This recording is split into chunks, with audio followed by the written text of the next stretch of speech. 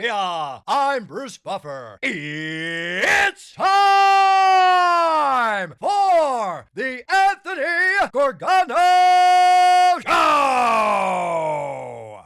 Live from the Xfinity Studios. Good morning, everybody. Happy Wednesday to all across the Delaware Valley. Man, it is just a miserable morning, man. It's one of those mornings where you just go, oh, it's awful. There's nothing worse than, like, once you hit this time of the year, like, I love the holidays because it's the lights and you need it for your mood. Man, it's an ugly morning. And the only thing uglier than the morning is talking about the Eagles offense.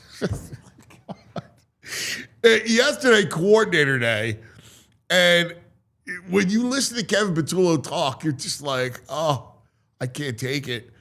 Please make it stop. You know, AJ's got to get open. He's going to get open. He does his job. And then Fangio talks. And then when Vic Fangio talks, you're like, I've never seen anything like it. I've never seen anything like it. This team is 8-2. They have beaten everybody. Like, everybody that matters, they've beaten. It's unthinkable when you think. It's crazy, right? You lost that fluky night against the Giants when we were dealing with the Phillies, right? And then they lost to the Broncos. The Broncos come back on them in the fourth quarter. And that's it. All the powers of the league, they've beaten. Beat Tampa, beat the Rams. Now, I know it was crazy when they came back in 2 block kicks, but they beat the Rams, all right? They still won the game. They beat the Lions.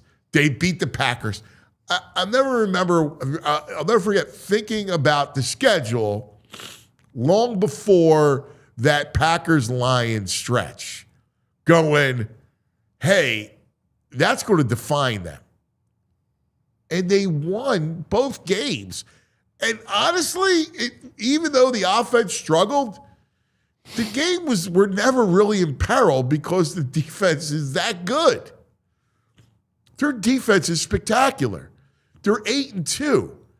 And it sometimes does not feel enjoyable.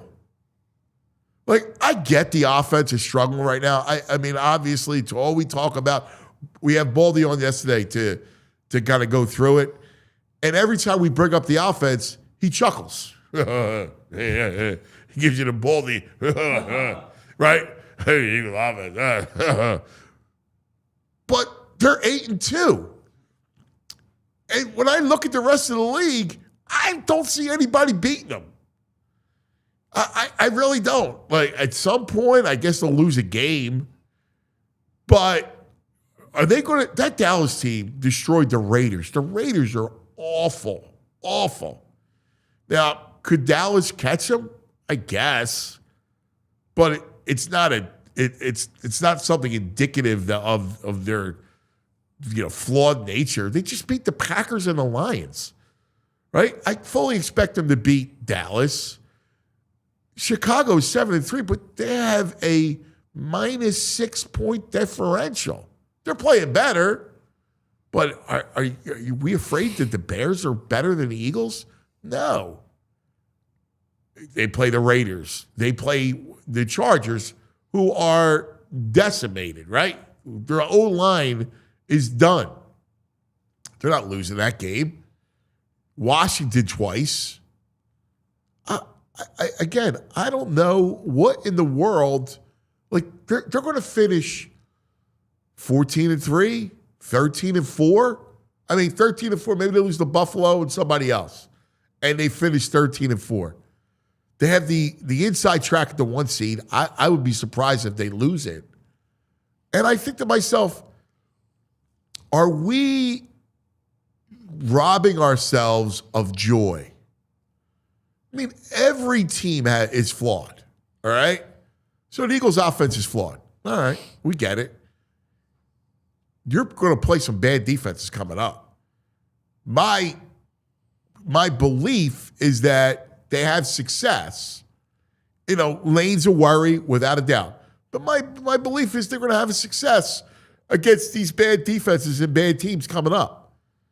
And that propels them, gives them a little confidence going into the playoffs. And in the playoffs, they're just a money team. No matter how it looks, no matter how much they scuffle, they're a money team. So I thought about this yesterday as I'm listening to Patullo, and I'm like, I can't do it. It's frustrating as all get out. Like, you talk about frustration, listen to him talk about it is frustration. Yeah, do I think he's got an answer? No, I don't. Right? I don't. Do I think that there's a Patullo, O-line, Jalen, issue with the offense? Yeah, I mean, we've known that. I mean, it is what it is. But ultimately, I don't think it's going to derail them. And this defense is so special. It's so good. I kind of just want to enjoy it. I want to enjoy the thing. I don't like, we wait all year for football season. All year. I don't want to ruin it by just obsessing on this offense. It's a flawed offense. But I don't think it's flawed to the point where they can't win. Agree? Good morning, VG. Good morning. We got the best team in football. Well, I keep going. I was thinking about this yesterday, going, I don't want it to ruin. I enjoy the season. I love the season. Yes. And it goes by so fast. I mean, we're on the back half. Week. Back nine. Right. And we're a week out from Thanksgiving. Mm-hmm.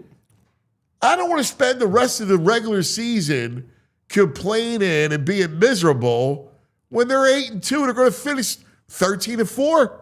My guess. 14-3. My guess. Okay, whatever. Let's go. Yeah. Right. Like at some point, that can't be the dominant story. I understand it. I have a journalism piece of me, and it's a story, and I get it. But it shouldn't be the number one. Like the number one story. It's just how good this defense is. And if you go through years of football, there's never perfect teams, right? Like, there's not. You're going to fall short in either the pass game, the run game, defense, pass defense, run defense. There's going to be a whole, especially in the salary cap era. So, I don't know, man. I just want to enjoy the thing. Am I wrong? No, you're not wrong. I think it's ingrained in us Philadelphians for some reason to be like. Is it indicative? Is it just Philadelphia? It's a combination of Philadelphia. The whole league's talking about it. Yeah, well, that actually makes us feel worse. If we could turn on the TV and they say, can anyone handle this Eagles defense? That would be a much better headline to see every day than, can this offense sustain itself? Is this offense sustainable? Is this a Super Bowl winning offense? Of course it's not. You look at it, of course it's not. Like, that game Sunday night was awesome. What they did to Jared Goff and a great offense. That offense is great. Yeah, but you can't help but get frustrated when they get the ball in such great field position. They're kicking field goals. You have to get frustrated. You have to. I know. Because you know better. Like, you're going to get to games. Maybe not. Because we heard all last year, they're going to have to pass the ball. This run, you can't win like this. They did. They won like that. So maybe they can win like this. Not only did they win, they destroyed. Right. I guess the Rams game was close, but whatever. Maybe they can win like this. I don't know. I mean, I think defense travels. I think, they're still the odds-on favorites. Vegas thinks they can win like this. I mean, their defense is that good. Yeah, it's the best in football right now. You can't look at the whole body of work. You got to look at the last 2 weeks. What they did against the Packers and the Lions. But ever since Phillips arrival, I've never experienced anything like this where I like just yesterday was a microcosm of it, right? With the coordinators talking. Patullo talks, and my eyeballs are like a slot machine of Parks, right? Yeah. He doesn't even know what he's saying. Fangio talks, and I got hearts coming out, right? Like, there's the hearts on the Instagram Live when the steady stream of hearts. Can I tell you my favorite part about the whole Vic press conference? They ask him about the play limitation on Jahad Campbell. I don't know. Ask Tom. Yeah. Tom's like the medical dude or the trainer dude. I don't know. Ask Tom. That's it. he's so succinct. Yeah, Dory Jackson, yeah, he got beat early. Then he came back nice, man. Made a couple of nice plays. Right. Like, there's no lying in you, Tony. The great line in Scarface. Like, there's no line in him. Like, like he looks at it and like, yeah, man, you know.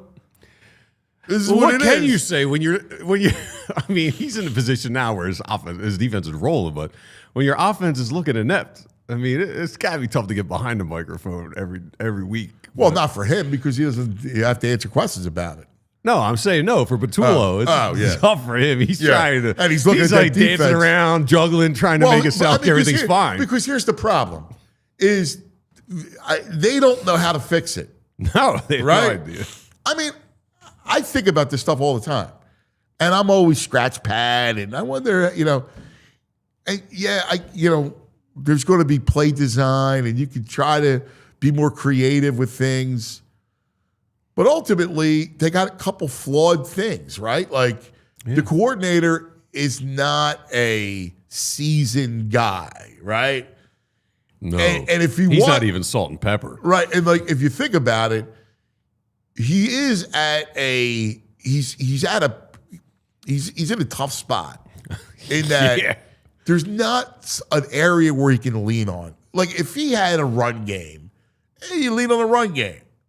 But because the O-line is what it is, you don't have that to just lean into. And the pass game has been a mess. It's been inconsistent, and it's been a mess. And it's worse this year. And I mean, we know it.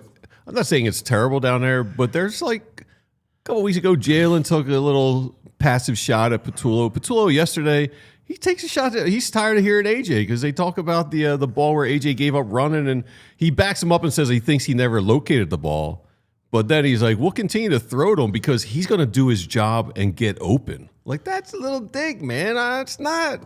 He's going to continue to do his job and get open. He's basically like, yo, AJ, you're not getting open. Yeah, and AJ goes, well, look at your offense.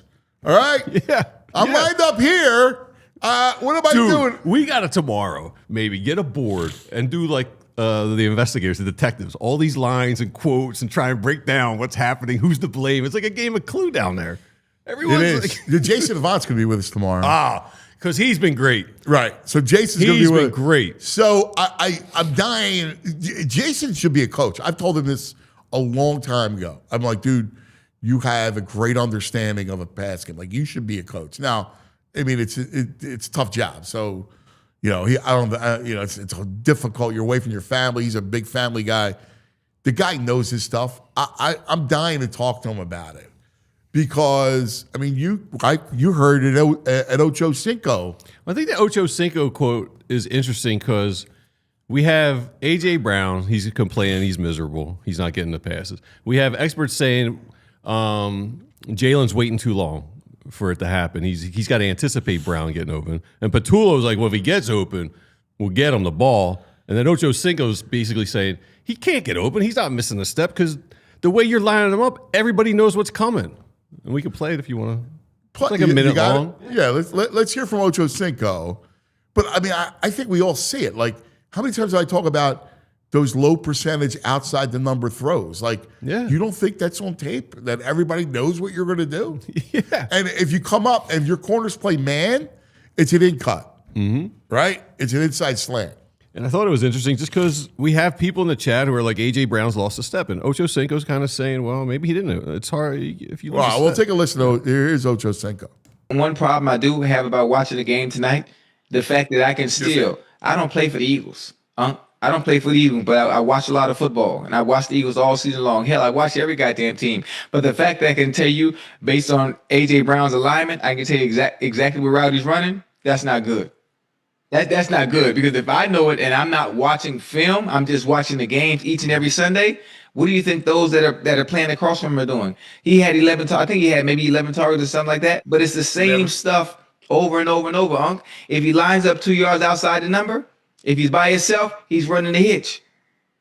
If he's at the top, or the slant. If it's 2x2 and Speedy's on the side with him, or the tight end's on the side with him, he's off the ball, he's running the slant. It's like the same thing. If he's inside, he's running the quick out. I mean, it's just or the stick right. It's just the same. There's really no creativity, and then putting it. And they like to put him on the left hand side, Ocho. They like to throw him the go ball on the left hand side. Yeah. If you notice that, Ocho, a lot of his go balls are on the left hand side. I mean, and so I understand his frustrations. Not only is he not putting up the numbers he'd like to, but you know what's actually coming based on his alignment and where he is.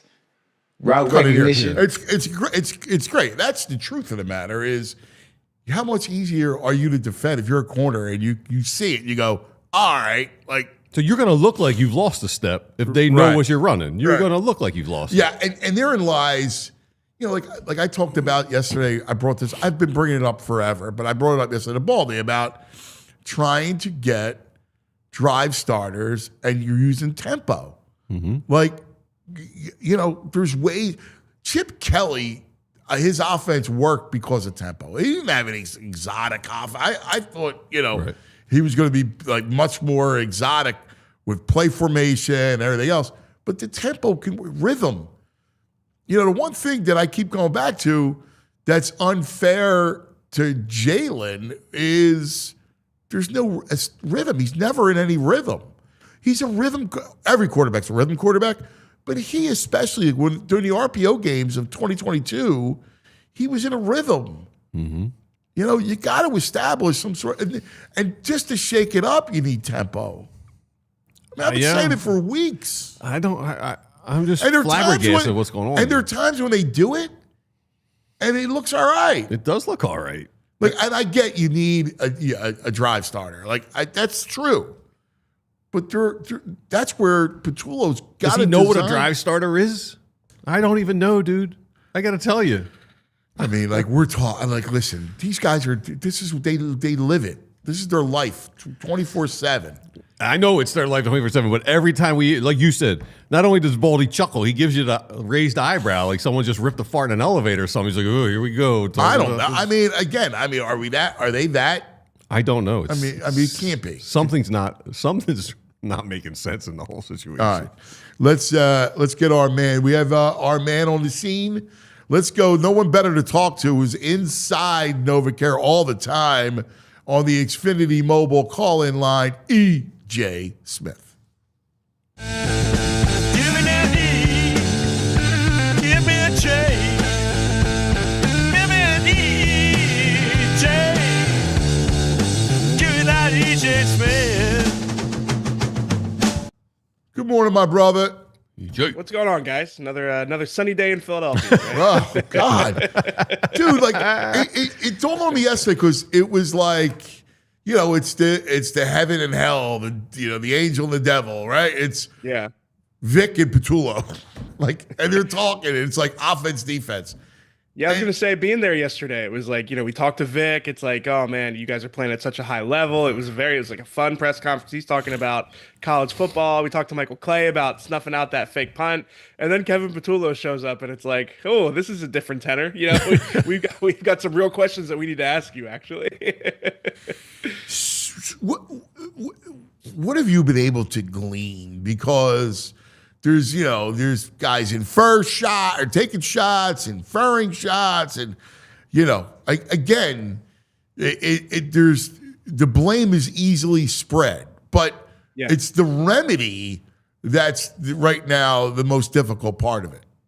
Yeah, I think the title of today's show is pretty instructive when it comes to the Jalen conversation. I think a lot of this stuff has been consistent over the last few years, and they've won with it being this way. So I don't know. I understand that there are limitations to the offense that are rooted in how Jalen plays. And I understand that Jalen's personality is consistent in the good times and the bad times. And, sometimes the things that he gets criticized for when things aren't going well are the same things that he gets praised for when things are going well. So, I understand all that. I think that he definitely has a role in that. But, I think the way BG put it's really well yesterday, where it's like heavy is the head that wears the crown. I think that Jalen's equipped for that stuff. So, in terms of where the offense, how, what we're learning about this offense, I think that this offense is, especially with the way the defense is playing right now, I think they're trying to just limit mistakes to the point where it is inviting these games to get closer and inviting some of the risk in the game. Like you think about the way that each of the last two games have ended, where the opposition had chances to really make like a late strike there. And I think that it's crazy to think that we've gotten there with the offense being this talented that they are now playing to not make mistakes. But I think you watch them, it's obvious that that's a big priority for them, and it hasn't worked. I think they're going to have to adjust, but I do think that that's a big part of what's been going on. Yeah, and the problem is now you're forced to adjust without your Hall of Fame right tackle. Yeah. And you can't lean into the run game. Like, it was easy last year. Not easy, but you leaned into it. You had something to lean into. I don't know what you can lean into with this offense. Yeah, I completely agree. They don't have the identity. They don't have things that they can get to. I think like their early down run success was better against the Lions, but that's not something that they've been able to lean on this season. And yeah, I think you're right. Like, we've seen the best version of this Eagles offense be run game first, quarterback inclusive run game, setting the table for play action shots, RPOs, deep shots. And honestly, like, I think the version of this year's offense is probably going to be the feast or famine, chasing explosive plays, try to break off a few explosives to compensate for the fact that they don't stay on schedule. They always have negative plays. They're always, they have a ton of 3-and-outs. They lead the league in 3-and-outs. So yeah, I think that it's not a very like logical situation they find themselves in when you see the talent that they have. But again, they don't have that thing that they can lean on in a tight game. I keep going back to two things, and I've said it all year. I've said it to you 100 times, which is, again, you just said it, which is quarterback in the run game. And the other thing is tempo. Like, you got to shake it up, man. They've deployed it a couple times and it worked a little bit, but I need to do because here's the thing. He's got to get into a rhythm. You got to allow him easy completions to get into a rhythm. Like, I know you want to go high, it's a low percentage completion, but you're not going to turn the ball over by going outside the numbers all the time. But like, you got to put the ball in some sort of you got to play with risk. Yeah, and that's where like this does become a Kevin Patullo conversation. I don't want to.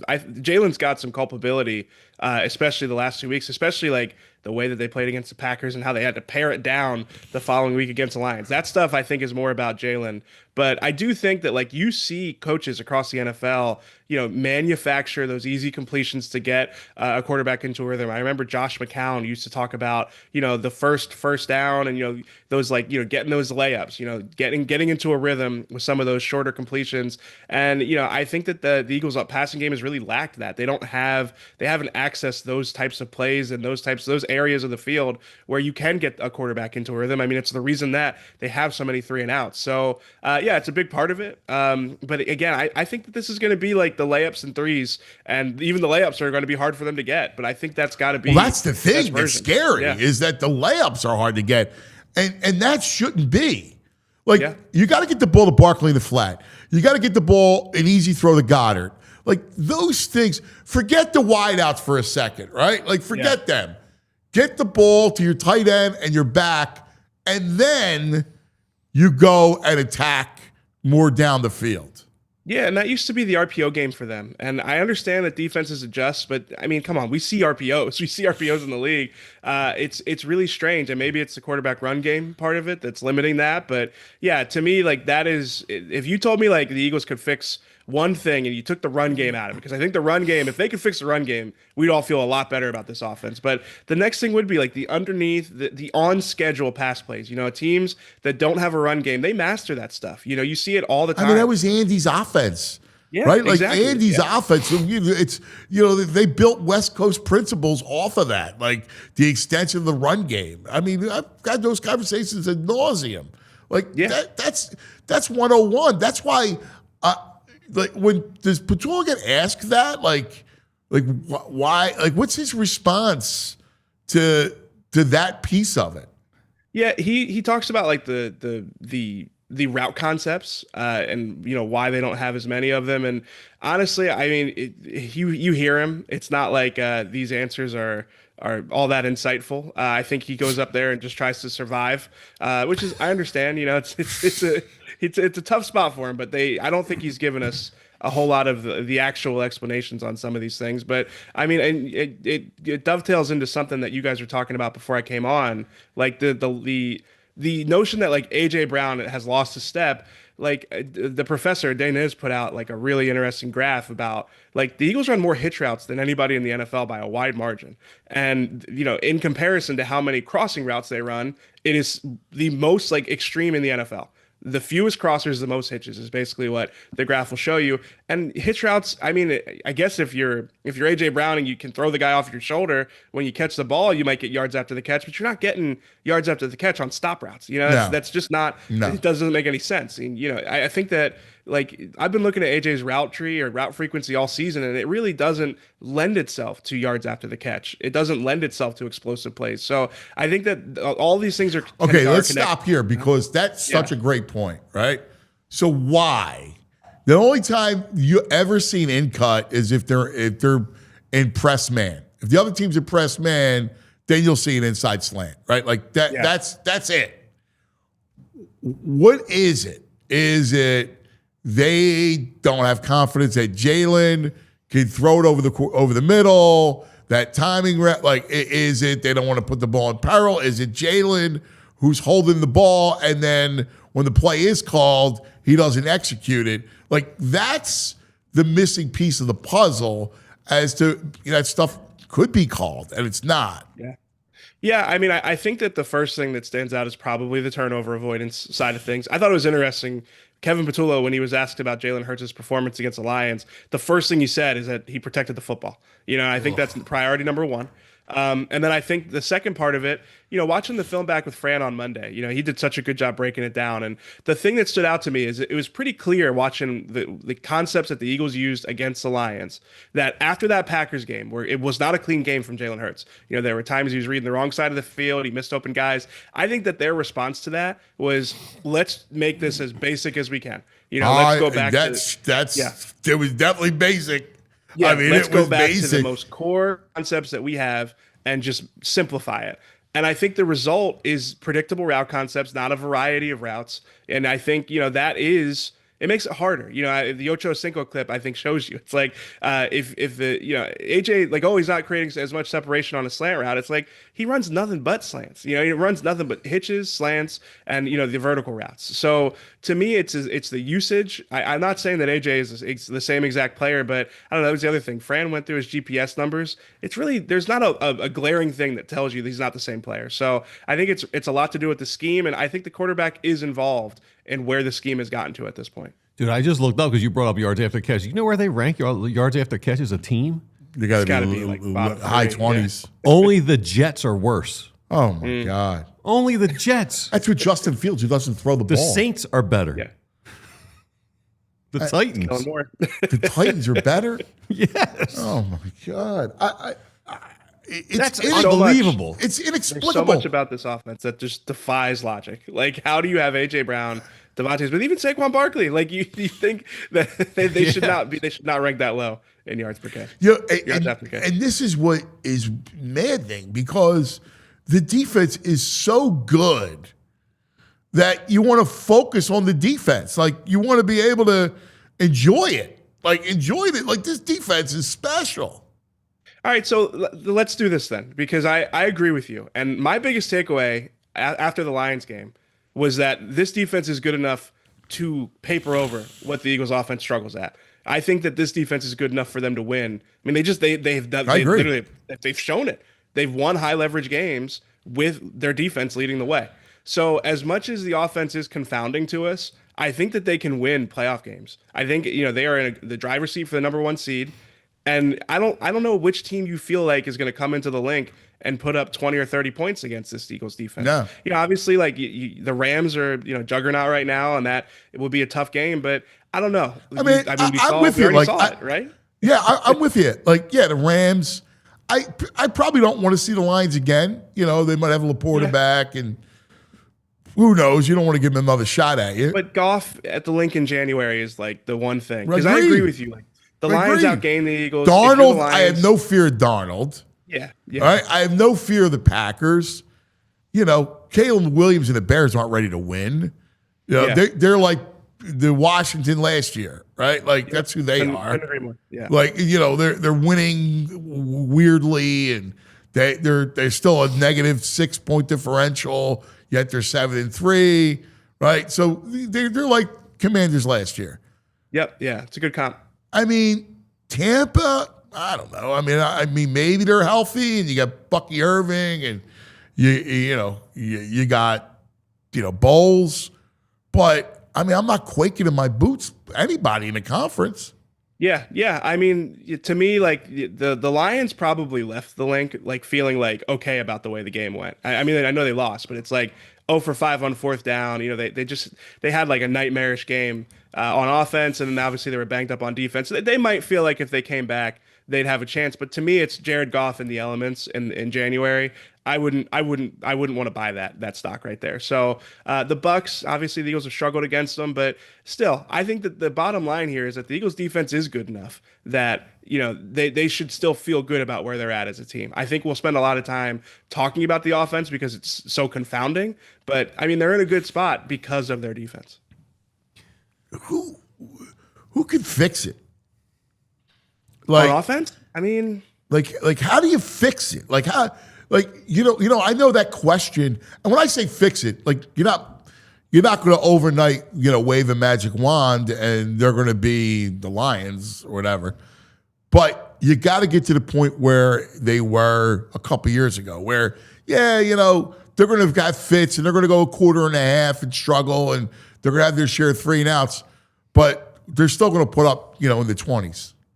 I mean, I was going to say, like, could Saquon Barkley fix it? But I don't know if he can do it alone.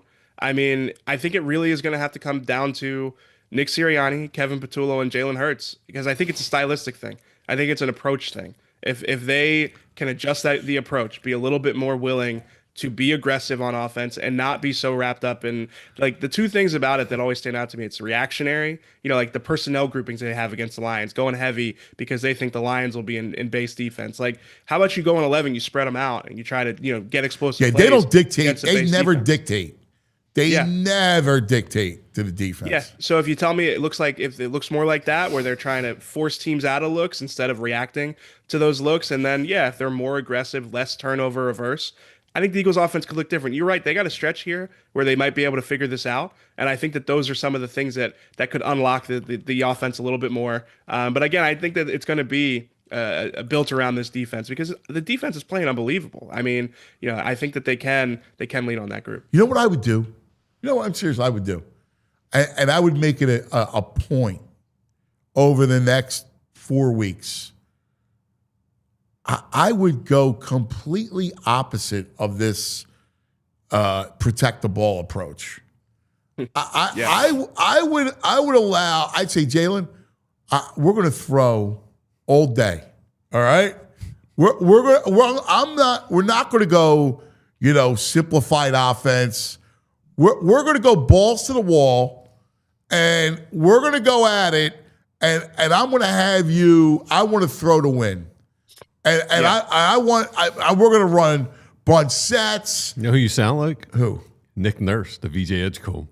Go, take chances, attack, be aggressive. We don't care if you miss shots. Just do it. Get out there and do it. You might need Nick Nurse to fix this offense. I would do that. That's my approach. I have a cushion in the 1 seed, and I need a drastic approach to try to fix the offense. And I would go, dude, it's on your shoulders, man. We're going to make you throw to win. Like, well, I want to come out and we're going to go hurry up. We're going to run all kinds of stuff. And I want to put up numbers. Like, I want you to throw for 300 yards. Yeah, I mean, it'd be a good week to do it. Vic every once in a while will like sneak in a little bit of like I mean just like almost like a challenge to either his defense or honestly maybe to the team. Like last week it was, oh, the Lions have the best offensive line in the NFL, and then you look at what the Eagles D line did this week. I found it interesting. He basically said he thinks the Cowboys have, if not the one of the best offenses in the league. He's talking about just how good this Cowboys offense is. And listen, I'm not saying the Eagles defense isn't going to play well against them, but I do wonder if this is a week where you expect to go down there and have to play in a shootout. So I think, yeah, it'd be a good week to say, like, let's cut it loose. Let's play the way, what did Jalen say? Take the straight jacket off, play with a little bit more aggression. And yeah, I think like, even if it is, even if it creates like some short-term struggle, like the fact that they can figure this out before the playoffs, I think would be really, really important. Yeah, I'd be dubious if that happened when you have Patullo. The first thing he says is we protected the ball, and Nick talks about protecting the ball. I know. I don't see them doing that. But that's even more of a reason why I would do it this way. I don't know if it's in their DNA. I would be like, dude, listen, I don't care if you have a Darnold 5-pick day. I don't care. I want you to throw the ball. Yeah, let's get over this hump. Let's just have a horrendous interception day. Throw the ball. Throw it. Yeah. All right? Let it go. He's got to trust himself. Yeah, no, I completely agree. And like we've seen that sometimes when like the stakes are at their highest, when his back is against the wall, Jalen performs at that level. He does. I swore I thought he was going to have that game Sunday night. I told you. So did I. Usually, especially when it's AJ that's the one pushing. Like sometimes that's what it takes to get Jalen to take the straight jacket off, as he said. So I think that we could see it in the next couple of weeks. But I just keep going back to what Fran said on Monday. Like, I mean, maybe this is rock bottom. Like maybe it's up from here. Certainly feels like either that or I don't know. Maybe I don't know. I mean, maybe it just it's going to work because their defense is so good. So why are we even obsessing over it? I mean, I just gotta hope that they went through a stretch of really good defensive coordinators and defenses, and now it like lanes up a little bit, and hopefully. Yeah, but that's what you see in the playoffs. So I don't know if it's like you're going to see that caliber of coordinator in the high stakes games. So yeah, I think it will just come down to the defense at this point. I'm trying to get a ray of sunshine here today. I think the optimist view is that they have a stretch here where they can figure it out. Yeah, I think that's it. I mean, like Sunday night, they're playing against a Lions team that's decimated the secondary, and they didn't take shots. And they played press man, which nobody. I mean, I don't think any of us really expected them to just go out there and go rock Yasin press man against AJ Brown all game. We feel fine about it. Well, I say this all the time. I go, if I'm a DC, because I love playing a fake DC, I would never play press man against the Eagles. Never. Yeah. Never. You got to get a camera in your house, like the DC camera. Up at you while you're watching your notepad out. I mean, another life, that's what I wanted to do. I mean, hey, EJ, why we got your Calcaterra? He obviously can't block. Do they leave him out there because they think he creates the perception that they may pass it, and that's why Latu's not out there on these run plays blocking? It's strange. I don't know. I really, and listen, I'm like the leader of the Cam Latu, should be playing more brigade here. I don't, like Nick was asked about it the other day. He says that, Grant and Kylan have been playing well, and that's why they go with those guys. But I mean, we all see it. I could not. How's he playing well? Tell you. He's like, he's whiffing on blocks on every play. Kind of reminds me of Carson Walsh, the Eagles' old wide receivers coach. He was asked about, who was it? Was it Mac Hollins he was asked about or something? And he goes, he aligns right, he assigns right. Like, he basically doesn't screw up. So we keep him out. Funny how he turned out to be a player. Right? Yeah, he sure did. Yeah. Interesting guy to cover. So. Yeah. By the way, you said in a different life, you'd be a coach. In a different life, I'd be wearing this hat and coaching at my dad's old school too. So. Yeah. No, I'm with you. We love it. So, You know what EJ doesn't do in his real life outside of here? He doesn't watch Stranger Things, I found out, because it's a little too scary. I don't watch unsettling television. What? That's one of my rules. You couldn't hang out with me with all the horror movies I watch. He loves horror. I can't do Stranger Things. Not even close to. It's not even creepy. I can't do Black Mirror. If it's even a little unsettling, I'm out. I don't do spooky Hey, dude. stuff. This guy is Nosferatu. All right. That's why he never comes in with us and hangs out. I mean, he's scared. I call him the Crypt Keeper. No, I can't do that stuff. I cannot do that stuff, man. Sports. That's all I'll watch is sports. He doesn't even know who And Game of Nosferatu is. I'm with you, pal. I'm with you, buddy. Love you, Yep. man. EJ, 2:00 today? Yep, 2:00. It'll be Rich and Jamie, I believe. I'll try Wednesday. I'll check in from the NovaCare. So, yeah. Nice. Thanks, pal. Appreciate it, brother. Always thanks, great guys. stuff. You got to make sure you're on EJ. He's the best. Coming up, give me a steak. Oh, Give little me a steak. hot stove. It's a good day for hot stove. I was feeling baseball. I miss it, right? Like I was like feeling it today. I woke up, it was rainy and cold. I'm like, I got Phillies on the brain. Especially, Matt Gilb had an interesting piece about, using what you got right now, surplus of left-handed relievers to maybe help in the trade market. Yeah. Which I thought was kind of interesting. So I was There was like, some activity yesterday. There's some chatter going on, some trade yesterday. Plus I love steaks. Yeah. All right. I love Jimmy Steaks. He's coming up next. Let's take care of some business first. Let's talk about Cherry Hill Kia. All right. Man, Kia of Cherry Hill is awesome. It's a folk auto dealership. And my guy, Bill, who runs it, has a selection that's going to just knock you out. Over 450 new Kias right now, including Tellurides, Sportages, K5, Carnivals, Seltos, the VG Soul. Yeah. He's got a lot of those Souls. And Kia is amazing, man. They're the hottest brand in the country. 7 of their models got the 2025 Car and Driver Editor's Choice Awards. And now it's amazing because there's more than 450 models that are tested. Only 20 get this award, and 7 are Kias. It's crazy, man. They own it. Pretty impressive. Drive you home your new Kia today. It's, again, Kia Cherry Hills, minutes from the bridges. Available online 24/7, KiaofCherryHill.com. You stop in today, you're going to get up to $3,000 over Kelly Blue Book trade-in value. All right? That's up to $3,000. That's a lot of money, $3,000. Yeah, man. Plus, you get the Cuz discount. He's going to hook you up. All right, I know people buy Kias elsewhere. I just don't know why. I don't know why. I don't either. But if you're like me, as a sunglass guy, this is important. So pay attention. You may have had a nice pair of sunglasses back in the past, and maybe you left them somewhere. Friend's house in another state, on the roof of your car and drove away. Maybe in a hotel in another country on a trip. And then you've been hesitant to buy nice sunglasses, and if you do have them, you don't want to wear them and risk losing them. But Shady Rays changes all that. They're sunglasses, they're made for real life. Seriously good looking, polarized, durable, not stupidly expensive. Here's the kicker, though. Totally crazy. If you lose or break them, even on the first day, Shady Rays will send you a brand new pair. No guilt trip, nothing. Just send you replacements. So you could be like me and wear my sunglasses without fear. Everywhere I go.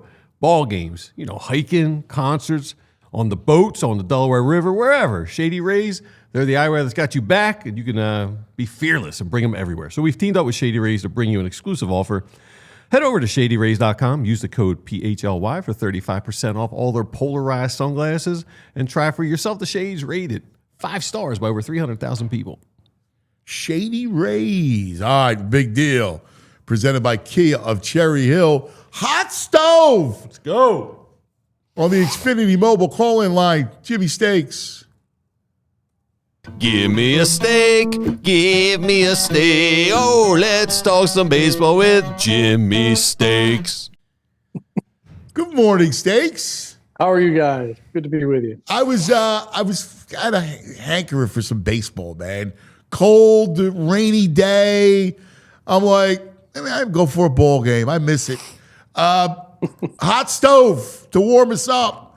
Yeah. Matt Gilb has interesting kind of take on maybe a direction to bring in some talent and change the face of the team where you got a surplus of that lefty reliever, right? Mm-hmm. You got Banks, you got Alvarado, and you got Strom. And maybe you move one of those to help in a trade situation.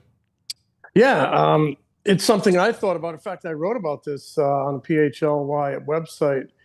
last week or so that when they brought back Alvarado, Yes. I wondered Yes, you did. if Strom could be made available. His option kicked in for $7.5 million, and there's like you said, some surplus there from the left side, and would that give you a little bit of salary relief where you can maybe do something beyond Schwarber and Real Muto, who we all kind of think are going to end up back here. We don't know, but we believe that. But yeah, I think a guy like Strom has some value. I think a guy like Banks has some value, but coming off a great year and being relatively inexpensive, I look at him as kind of a hold on to guy. Yeah. He's not really a leverage guy, but he was a very valuable piece last season. So I kind of see them moving forward with him. But, on the list of guys you'd listen about and maybe trade candidates, Bohm, Stott, Marsh. Strom has been right there for me all along. Not saying they're going to move him, not saying they're going to move any of those guys. But those are all kind of logical candidates. Has Dombrowski overplayed his hands too much? Like last year, it was Bohm. He let the world know that he wanted to trade Bohm, and he couldn't do it.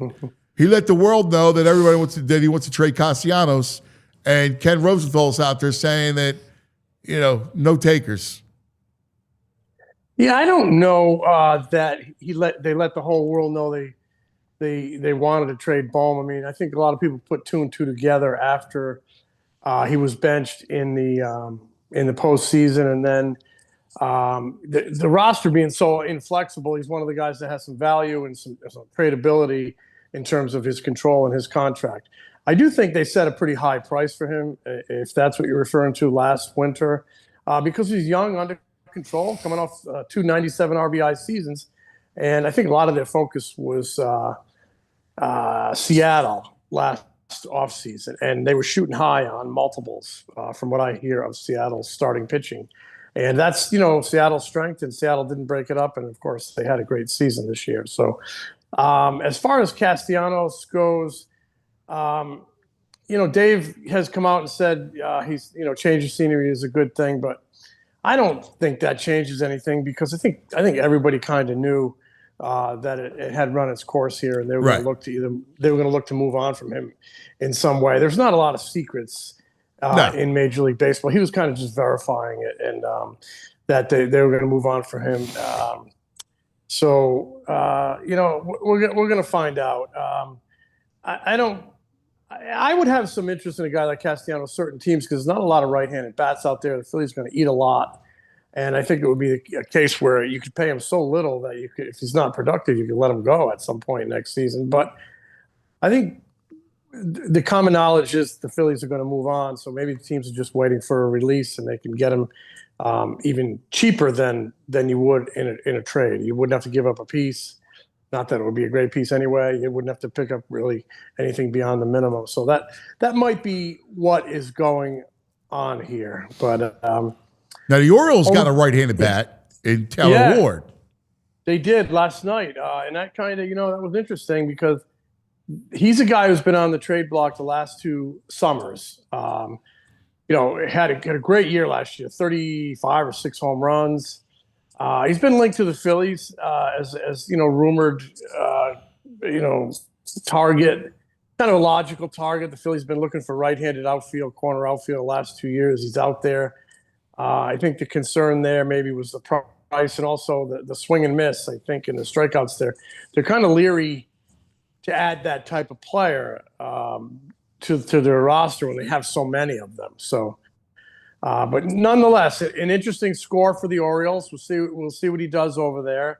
Orioles gave up a former first-round pick, that Grayson Rodriguez, but he's had so much trouble staying healthy that I think it kind of that was the reason they made the deal. But definitely an interesting guy on the move because not a lot of right-handed bats, and the Phillies are looking at right-handed power bat, and that's one of them. But like I said, I've never gotten the feeling that the Phillies, though he's been out there the last couple of years, never gotten the feeling that the Phillies were head over heels on him because of the swing and miss, and then he put together a great year last year with the power. So good for him. They have another guy, the Angels, Joe Adell. We'll see if he moves. He's just not really a center fielder, and the Phillies would love to. They'd love to check one box and get a right-handed power bat who can play center field. So that's why, to me, I've been on this Byron Buxton thing a little bit recently in terms of a trade possibility. And I know there's a lot of fine print there. He's really never stayed healthy, except for last year. He was mostly healthy. He had a little tweak down the stretch. But, dynamic player, can really go get the ball in center field. He can throw. He can hit for power when he's healthy.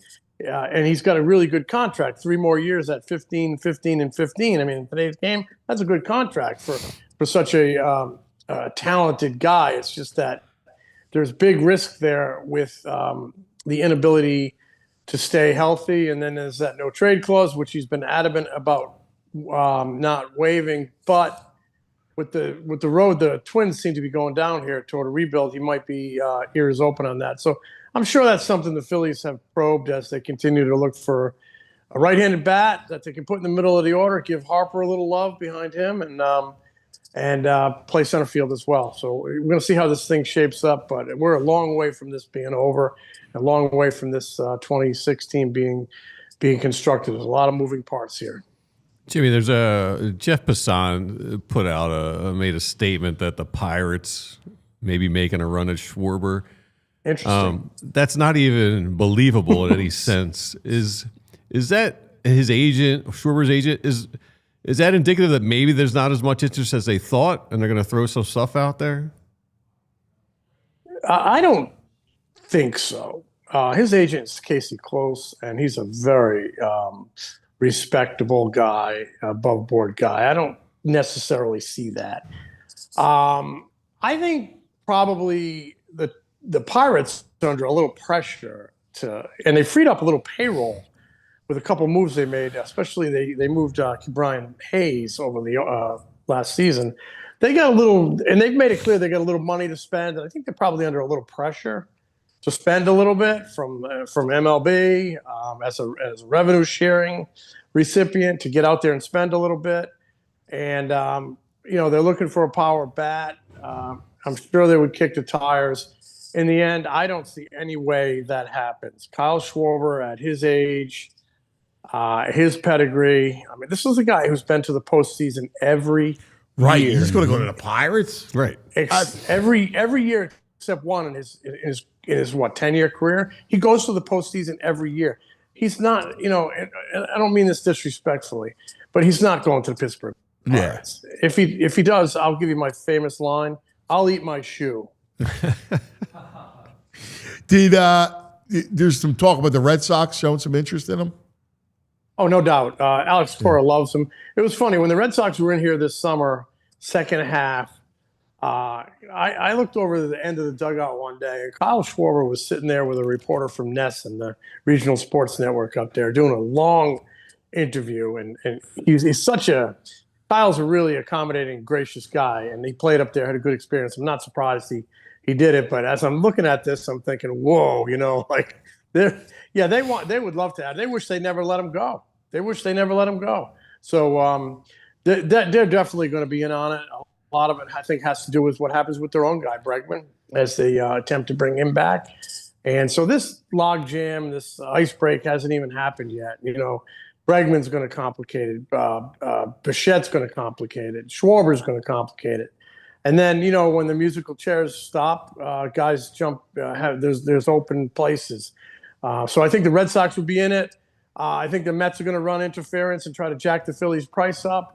I think the Cincinnati Reds, I've long said this. I've been saying this for 2 years. Watch the Cincinnati Reds in terms of logical fit, because a young team on the rise, he would have a Jim Thome effect on them, like Jim Thome had on here, on a young team on the rise in Philadelphia a generation ago now. But I don't see the Reds. They've never had a history of spending that money beyond their own guy, Joey Votto. And I just don't know that they would do that. I've talked to folks in the Reds organization who kind of share my skepticism, but I'm sure they're going to be interested bystanders. When push comes to shove, Anthony, again, I just don't see John Middleton losing this guy. I know. I agree with you. And again, I think we all agree that you can't lose him, and you need to add with him. Yes. Well, they want to add with him. They want to retain their catcher, and they need a right-handed bat, and they know it. They need a guy who can run it down in center field. And those are holes that they're going to try to fix through free agency. Possibly quality of the player is dependent on what they can free up in payroll and trades. And they also are mindful that they'll have $38 million coming off the books next year, and beyond that, they'll have even more after Wheeler's contract comes off the books. But the $38 million next year with Castellanos and Taiwan Walker. So, boy, the baseball season's a marathon, and the off season's like a half marathon. So it's just getting started. Yeah. What do you guys pitching depth? What do you guys think about Scherzer? Take a flyer on him? It depends what he costs, but 12, 15 mil? I don't think you have it. I love Scherzer. Love him. Hello. I love his attitude. Yeah. He's the greatest. You don't have 12 and 15 right now when you got to fix you need to fix this offense. Yeah, and you need a center fielder, and you need to retain two important pieces. They're on record saying they want to retain two important pieces. Hold on, let me get that. I read somewhere that Real Muto's looking from probably 2 years, which would be good. Oh yeah, he's going to want three. He's going to want all he can get. But I think 2 and 2 times 16-ish is 2 times 15-ish is reasonable. And to get him off the market, I might go 3 and 15 per, 3 and 45, because that's the way the game it kind of works. A lot of guys get that extra year, and you kind of choke on it a little bit. You say, if I can get two good ones, I'll take it. But I'm in my heart, I feel like both these guys are going to end up back here. So, what about the Japanese market? Is you hearing anything there? I mean, they've been in it before for Yamamoto. Obviously, they offered him a lot of money. He had the West Coast on his mind and the Dodgers on his mind. I don't see them as being realistic for any of this crew, any of this group. They would like to get in it someday, but everything I hear is probably not this particular class. Yeah. Of course, they're linking the Dodgers to Tatsuya Amai, the top pitcher. Mm-hmm. Yeah, linked to the Dodgers. Yeah. And tell me this. So they have a very established and respected major league in Japan, and they have great baseball fans in Japan. What is the number one team in Japan? An American team, the Los Angeles Dodgers. Every Japanese player wants to come over there and play for the Dodgers. So I would put them at the top of the list for especially pitching. And the sick thing about the Dodgers is they're losing like $80 million off their books, which is unbelievable, right? Like you lose Muncy, a couple of the relievers that they spent big money on. And they have they won the World Series this year with a very, very shaky bullpen. That front office is going to do something to fix that bullpen. They're going to be a player for anybody. You guys want to play for the Dodgers. And but you talk about their payroll. At sometime the rent is going to come due a little bit here with some of these deferrals. They're going to be, you're going to be looking up when Ohtani and the rest of them are gone, and you're going to have a bunch of rookies. You're going to have a huge payroll with a bunch of guys at low salaries. So, but they're a major factor. They're going to keep trying to win while they can. The last one for me is Alonso. What do you hear about him? I like Alonso. I think he shows up, he plays, he produces. He's got personality. I like him. I think the Red Sox, in that stadium, he could do a lot of damage. I don't rule him out of the Mets, although I don't think their GM has. I don't even understand why they got to that point with the Mets. I think he wants like a 7-year deal, and David Stearns is very much against that. the thing I'd watch there is whether the owner comes in and says, okay, we're doing this. So I want Pete, the polar bear, a Met for life. But I would, again, you get the whole, the log jam's got to break. But, the Red Sox need some power. And I just think what he would do in that ballpark, and like, wow. But I could see him returning to the Mets. And if the Phillies somehow don't get Schwarber, and again, my gut feel is he's going to be a Philly. But you never know. I've seen curveballs thrown. If Schwarber ends up somewhere else, I think Pete Alonso could really be a very intriguing fit here as a designated hitter. So he will have some opportunities. There's chatter out there. More than one place has predicted Bregman to the Phillies. Yeah, 6-year deal. He's 31. How do you feel about that, Jim? He might even be older than that. Does he turn 32? I thought so. He's like Kyle Schwarber, a winning player, a productive player.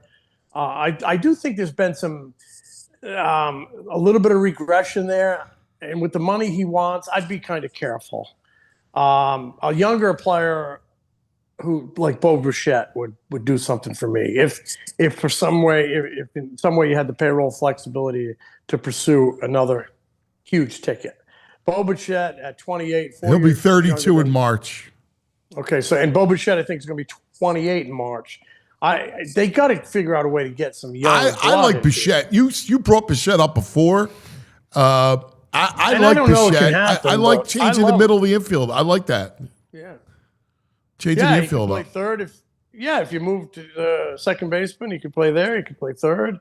He's a hell of a hitter. He's a right-handed bat. He can lead off. He can hit behind Harper. He can do a lot of things. I mean, he hit behind Guerrero for part of the season. But again, I talk about the logjam. If he moves on, you might see Toronto in on Schwarber. I don't know. Yeah. So, but Bregman, I have a lot of respect. Hell of a player. Would be a nice fit at third base, but you got to be able to move ball. We'll see. He could play some second. Again, we'll see. I think this team's construction is going to be some free agents, some trades. I think there's going to have to be some creativity. And but if I were kind of giving you the guy who appeals to me more, just my personal take, I like Bichette because he's younger. He can play second. He play third. I agree. And I want to get some youth in here, right? I want to get some youth in here. Yeah. At some point, and they will with Crawford and Miller knocking on the door. Painter's going to be here. They're going to start getting younger here. Well, that's the other thing with Miller. Why do you go Bregman with Miller knocking on the door? I don't do that. Well, with the Bichette talk, he's not great defensively. It's short, but would you consider if you did? I put him at second. If you did Bichette here, could you move Trey to center field? Well, that's something we've talked about a lot. I mean, I might be more apt to put you could put Stott at short. Sure, and Bichette at second. Bichette at second and Trey to center field. But I just don't know that Trey. I mean, Trey, he had a good year at shortstop this year, kind of quelled some of that center field talk. I do think at some point in the length of this contract, it's a long contract, he's going to end up in the outfield. I'm not sure it's right now, but that's the type of creativity I'm talking. I think you got to think about it because they think that about right-handed everything. bat is not going to be easy to get. Mm-hmm. And to your point, Jimmy, I would do that in a second. I love Stott at short. I got Stott in my 9-hole hitter. I like him down there, and I have no problem with moving Turner to center now. Neither would I if I had Bichette and Stott could play short. I think it would really make your team better. Those are the type of creative things. If we're talking about it, I guarantee you they're talking about it. They have a lot of brains up there, a lot of brain power, a lot of baseball people. This is what they do. They sit around and they spitball things like we do, and they just do it all day. So a lot of moving parts, but it's certainly very, very interesting. Bo Bichette would give you a lot of options. That said, Toronto wants him back. He's going to have other places he could land. We shall see. Like I said, it's a half marathon the offseason. And Taylor Ward has moved in a trade, but there's a lot of stuff yet to come. Jimmy, great stuff as always, my brother. Fantastic. We love you. Happy to be with you. You're the best. Hey, I'll talk to you guys. If you're around, Wednesday before Thanksgiving at the Reading Terminal Market. Ooh. All right? We're going to feed you. You just come and man, I'm hang there. out. I'm there. I'll come up and get some of those nice cannolis. Yes. Dude, I got a couple with your name on it, all right? All right, I'll be there, buddy. Love it. Love it. I'll Thanks. be the tall, handsome guy. You'll recognize me. I love it. Thanks, pal. See you, See you brother. guys. There he is, the great Jim Salisbury. Coming up, another one I want to make sure gets the invite to the Reading Terminal you better Market show up. is our man, Mike Sielski. Always a thoughtful conversation. I can't wait to talk to Mike about this Eagles thing. And you know, If anyone's going to make us feel better about the Eagles thing, it's going to be Sielski. I just kind of want to dissect it with him. All right? Yeah. All right, let's take care of some business. Let's talk about Xfinity. Oh, the best way to watch sports is with Xfinity. It doesn't get any better than the Xfinity platform, all right? Listen, I was joking. Chooch has a bad setup. I told you about his bad setup in his office. Yeah, I feel There was a Thursday night I was over, and we were in the back room, and he's like, man, I got to go with the app. I can't get my multi-view. And he tried the multi because he's an Xfinity customer. And he goes, it was outdated. Oh, man. So then he said, Weak. no, he rectified Oh, it. he did? Yes, he got the new equipment. Oh, man of action. Dude, he did. He went, Man of man.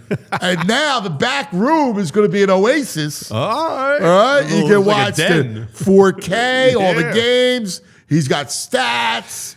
He's got you All name right. it. The multi-view, 4 games at once on a college Saturday, whatever it is. Because I was ignoring his text, but now I can pay attention. I go Yeah, over. All right. no, he's locked in, man. All right. He's got it all. He's got it all done up. Next game day, make sure that big fan isn't a big fail. Learn more. Xfinity.com. It's the best way to watch. Xfinity. Imagine that. Restrictions apply. All right. Let's talk about the BetPark Sportsbook online casino app. Your 10-9-8 76ers in action tonight against the Raptors. All right. Toronto. Yeah. Sixers. What do we got tonight? Tight one. Sixers +1.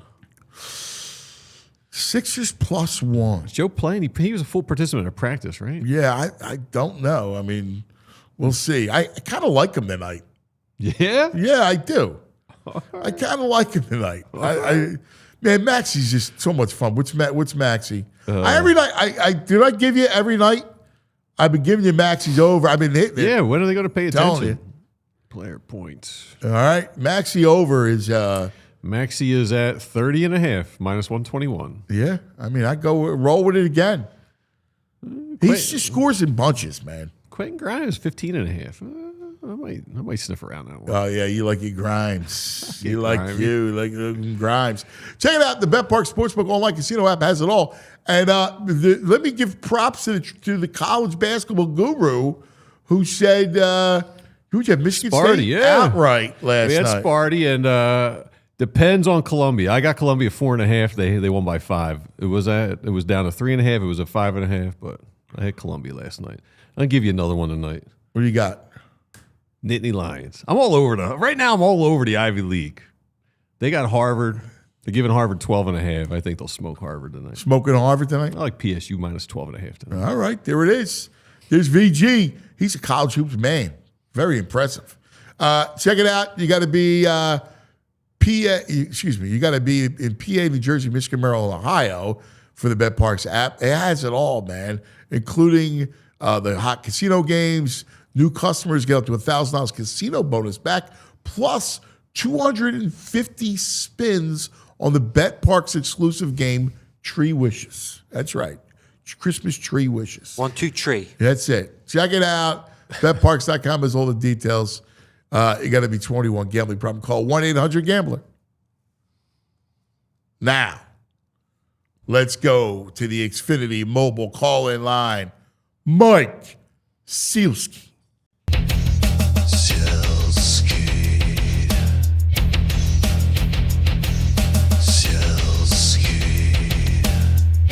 Here comes Mike Sielski. There he is. see you, my brother.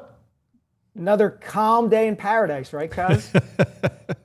Hey, before we go there, another reminder about the Reading Terminal Market for you. I've told you about it, Yep. but I want to make sure you get it. All right? This is going to be next Wednesday. I will do my week from absolute today. best to be there. I may be on dad detail. My kids have off from school that day, but I will do, if there is a way for me to get there, I will. I promise. I love it. I love it. Yeah, I was down to talk to you today because just to suss out how do you navigate this thing? 8-2 football team. We've chronicled it. You've written about it. You've talked about it with Rob Ellis. What do you do with this offense? And to me, I go balls to the wall, let Jalen loose. That would be I would approach the next few games where you're not playing great defenses, and I would make it a point to get out of my shell and stop talking about protecting the ball. I think that's a pretty good idea. I think that it's a good idea because, and I was thinking this as you were saying this, they've tried that before. And then they ended up going back to, yeah, we're not going to go balls to the wall with Jalen so much. We're gonna take the ball out of his hands and we're going to run it with Saquon, or back in 2021, we're going to run it with the three-headed monster they had at that time. So I think you're right. The schedule is approaching its soft spot, and this gives them a little bit of wiggle room to see, all right, Jalen, can you do this again? Can you do this again? Can you, if we put this on your plate, because there have been times over the course of his career, where he said, they finally took the reins off me, or things like that. He doesn't mind, wanting to he wants to throw the ball. Okay, here's your chance. But the trade-off is the deal with Jalen has to be, we will also allow you to turn the ball over a little bit. That's the issue, it seems to me, is that, both Jalen and Nick are so focused on this idea of not turning the ball over, and it's hard to argue with them. They're 40-2 when they win the turnover battle, but it seems now it's kind of stifling the offense. Yes. Listen, interceptions, again, not 5 of them, like a Sam Darnold piece, but interceptions are the cost of doing business. You got to be able to throw anticipation throws in this league. Guys aren't always going to be wide open, as we know. Mm-hmm. Yeah, that's 100% right, and that's been a relative weakness of Jalen's since he got here, is the anticipatory throw. You see it every once in a while, but you don't see it consistently, and it's morphed from he tries to make them and then the ball gets intercepted to more and more he just simply doesn't try to make them. And this offense is not going to be what it needs to be unless he tries to make them a little more often. I think that's kind of the issue here. That's certainly the issue, I think, for the guys in the locker room, particularly AJ and DeVonta and Dallas Goedert. I think that's the component of this that people are missing, is that it's not just AJ who wants things to change. It's other guys in that locker room. DeVonta Smith is putting up career numbers. He still wants things to change and is vocal internally about that. So, something's got to give here, and I think the best way to go about it is to say, all right, Jalen, here's your shot against Dallas. Here you go. We're gonna take the reins off and let's see what you do. And he better be able to handle it. And listen, they also need to help him, right? They have to be enough of we're going to simplify the offense, right? I want to see creativity and things like tempo. I've been talking about it forever. Yeah. Well, you need a drive starter for tempo. Well, duh. You should have plenty of drive starters. You got, Saquon in the flat. You got, Goddard on a stick route. There's plenty of drive starters.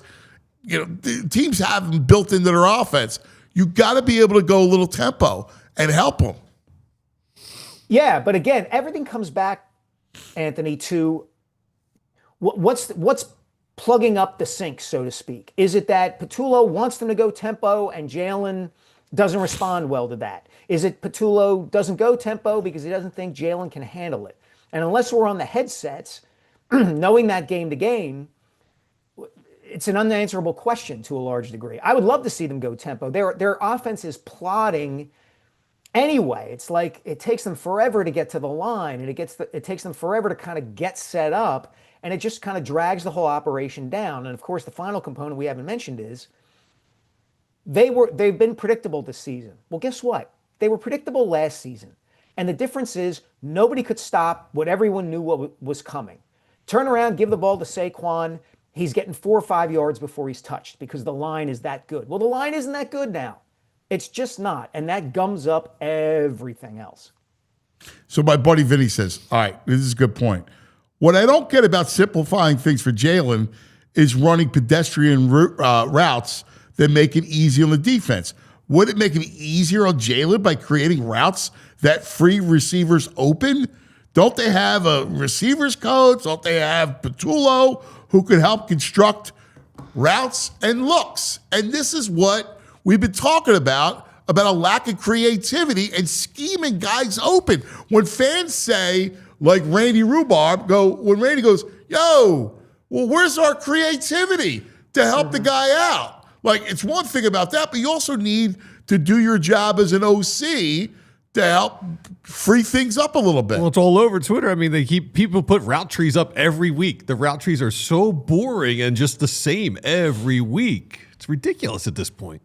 Yeah, and I don't mean to come off as a Jalen hater here. I'm going to say something. No, this is a chicken or egg question, though. Yes. Okay? Suppose they're putting those route trees in practice, and then they call them, and he doesn't throw it, even though he's throwing it in practice. What do you do then? Like, there has to be an element on the quarterback of decisively pulling the trigger. Yeah. And, a guy might be partially open. You might have to throw to a window against a zone. And the difference between his numbers when defenses play man and defenses play zone is so stark that it looks to me like there's an element of a zone defense where he's a little bit hesitant to throw the ball into an open window. And you can call creative plays till the cows come home. If he doesn't throw the ball when he's supposed to throw it, what are they going to do? No, it's fascinating. I mean, I know. I keep saying it's like a game of Clue. It's like, which of the four suspects is the one that's truly responsible for what's happening? Yeah, Nick, AJ, them, Jalen, Patullo, who is? Yeah. It's nuts. And I don't mean to come off like it's got to be Jalen's listen, fault. I get that piece of it. I hear the same thing you do. That, again, holding the ball, which is why I would drill into him to let it go. We're just going to let it go, man. You got to play free. I go back to the Rams game in the second half where he played free. And I go, you know what? I want that guy. I want you to go out, and I just want you to ball out. And I don't care about what happens. I really don't. I need to see, because otherwise, what are my options? I'm going to go turn the whole operation to Tanner McKee? I'm not doing that. No, you're not. You're not. And it's a tough thing too, though, because as I mentioned a couple minutes ago, 40-2 when you win the turnover battle is a hard mountain to climb when you're saying, well, we got to change what we do. And this is the thing about any quarterback, but it seems Jalen in particular. He can throw the trump card down of we are winning games. What I am doing is allowing us to win games. And there's no other position on the field that can really speak to that, right? Like AJ and DeVonta can be happy that the Eagles are winning games, and I'm sure that they are. But the nature of their position is such that they want and need to be part of that winning. And they are seeing opportunities to contribute and opportunities to get some shine for themselves, which I think is a natural thing. I don't think that's a selfish thing for a receiver to want that. It comes with the position. And they're not part of this, and they're frustrated about it, especially because they're seeing the way the offense is playing. And you're 1,000% right. It goes beyond that, though, because put what they feel aside. The pressure that you're going to put on your defense to try to win this way is enormous. The fact that they were extraordinary against the Lions, they were every bit of Raven-esque against against the Lions. Like, go back to that Trent Dilfer Ravens defense that just won a Super Bowl. They were that good. But I don't know, like, what happens if you play them again? But this time they got Laporta, right? And, they come up with a little bit of better. They can run the ball a little bit more. I don't know. You're putting a lot of pressure on your defense to try to hold teams like that, like the Packers and Lions, to single digits. Yeah, you're 100% right. And the Ravens comparison is a good one for this reason.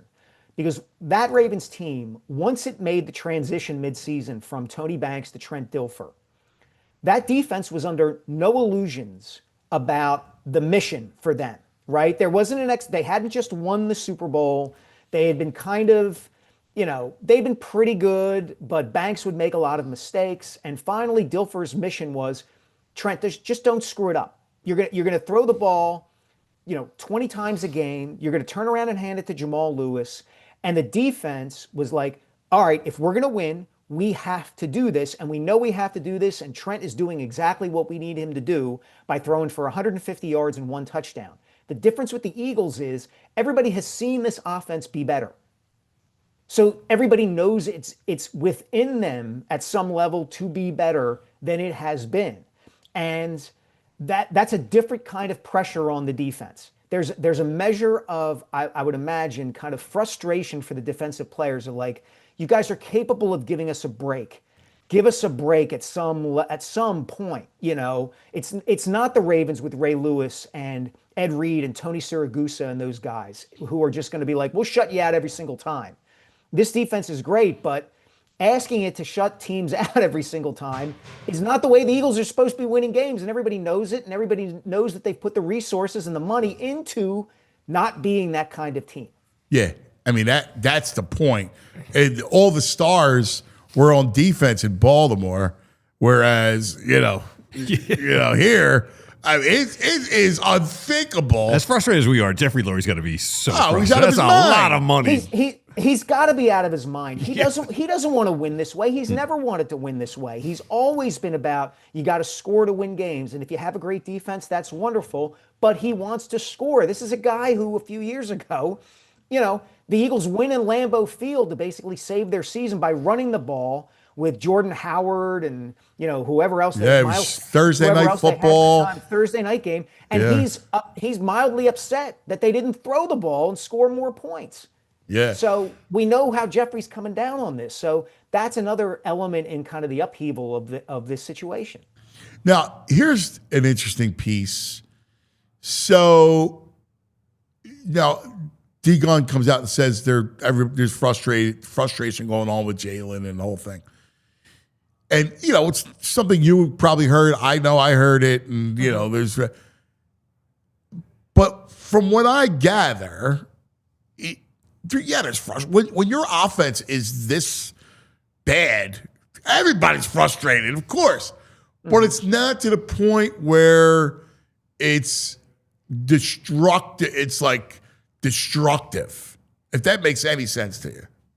It does. And I think that's accurate. Jeff McClain has said exactly the same thing, that there's what's happening on the outside or the appearance on the outside is not nearly as bad as what's going on internally. Yeah. And I think the quality of the defense is a big reason for that. Right? Yes. Go back to 2023. The reason there was so much turmoil and the reason once they started losing, they couldn't stop was that it wasn't just that the offense wasn't functioning quite as well as it did the year before. It was that the defense was among the worst in the league, and they knew they weren't going to fix it.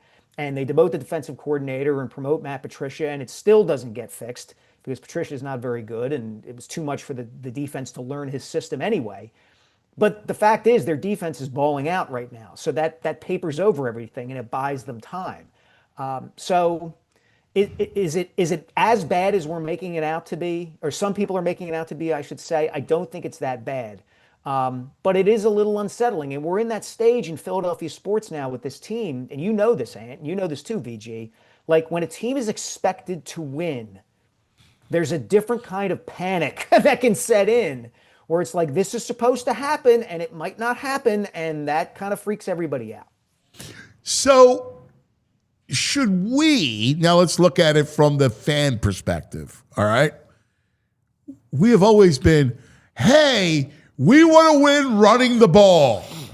All right? Well, last year, it was the ultimate dream for every Philadelphia to go, run. Ricky Williams, run, right? The whole thing. They should have called it the Ed Rendell Memorial Super Bowl. Not Memorial. He's still, the Gov is still around, but still. They won. They won in that manner. And you got people like me. Defense, I love it.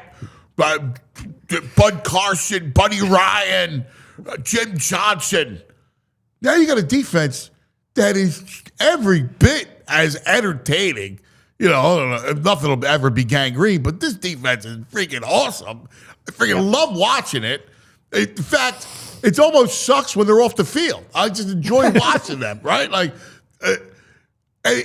should we have a different attitude instead of just this constant obsession with the offense and just say, you know what, bleep it, all gangrene, Roman numeral 2. No, we should not. We should not. Because the offense should be better. It just should. And there's no getting around that, and everybody's aware of it. You could have that, the position you're talking about, the acceptance of the gangrene defense. That's much, much easier for people in the Philadelphia region and Eagles fans to have when Jeff Kemp and Pat Ryan and Brad Gable and Jim McMahon on his last legs are taking snaps for you at quarterback. That is not the situation now coming off of a Super Bowl when your quarterback was the Super Bowl MVP. It's just different. The expectations are different. So I think there's less of a feeling watching the defense of, look at these guys get after it. This is awesome. Thank God for them because they're keeping us in every game, to, oh my gosh, I can't believe we're asking this much of this awesome defense. We're going to get into the playoffs and the team is going to lose, 20-17 because of some bad circumstances and because the offense can't move the ball. Jalen's a fascinating figure. He's so fascinating. I mean, the idolization and the relationship with Michael Jordan is really fascinating to me because of he's not the best quarterback in the NFL. He's not. He's really good, and he won you a Super Bowl, and he was an MVP, and he's got a ton of great qualities, but he's not the best quarterback in the league. And yet there is this element to him in the way he carries himself that I think, depending on how you look at it, can be Jordan-esque in the very best of ways, and Jordan-esque in the ways that kind of might probably drive some of his teammates nuts. And that's something that doesn't get talked about very much. I think what I referenced earlier, the fact that wins, your team wins, count towards a quarterback's ledger, and they don't towards anybody else's, is an interesting dynamic. So yeah, I mean, I would love at some point I would love for him to open up to somebody, for one of those like deep magazine style profiles that Sports Illustrated would do back in the day. I would read that all day long.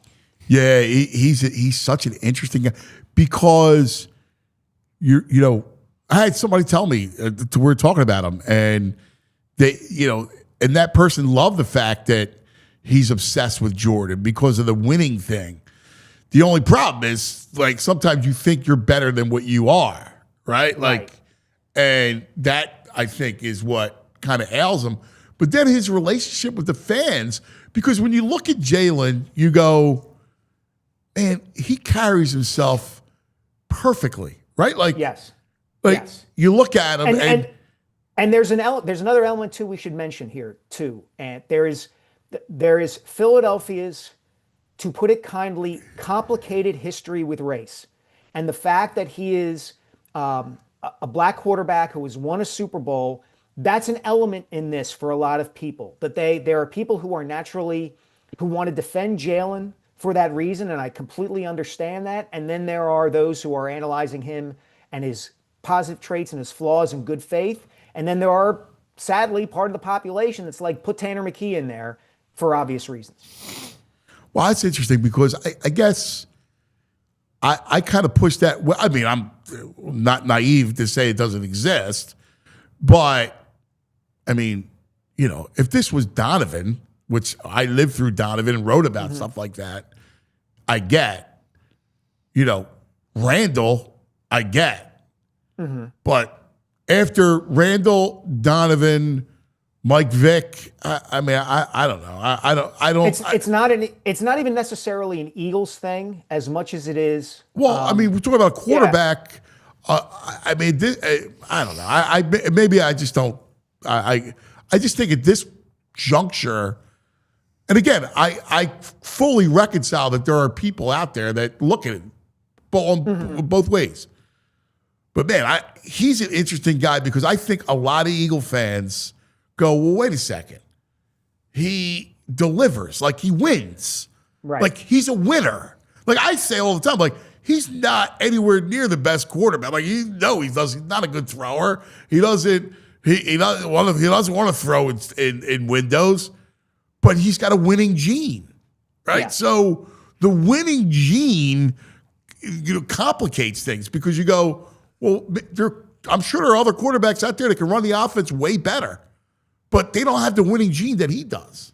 Yeah, I've said this to you before. I've said this in my columns. Like he would be viewed much more favorably if he were playing in the late 1980s or early 1990s, before the advent of the All-22 and the heavy statistical emphasis, because then the things that he does to help the Eagles win, both in games and intangibly, there would be a lot more appreciation, and he'd get a lot more recognition for that.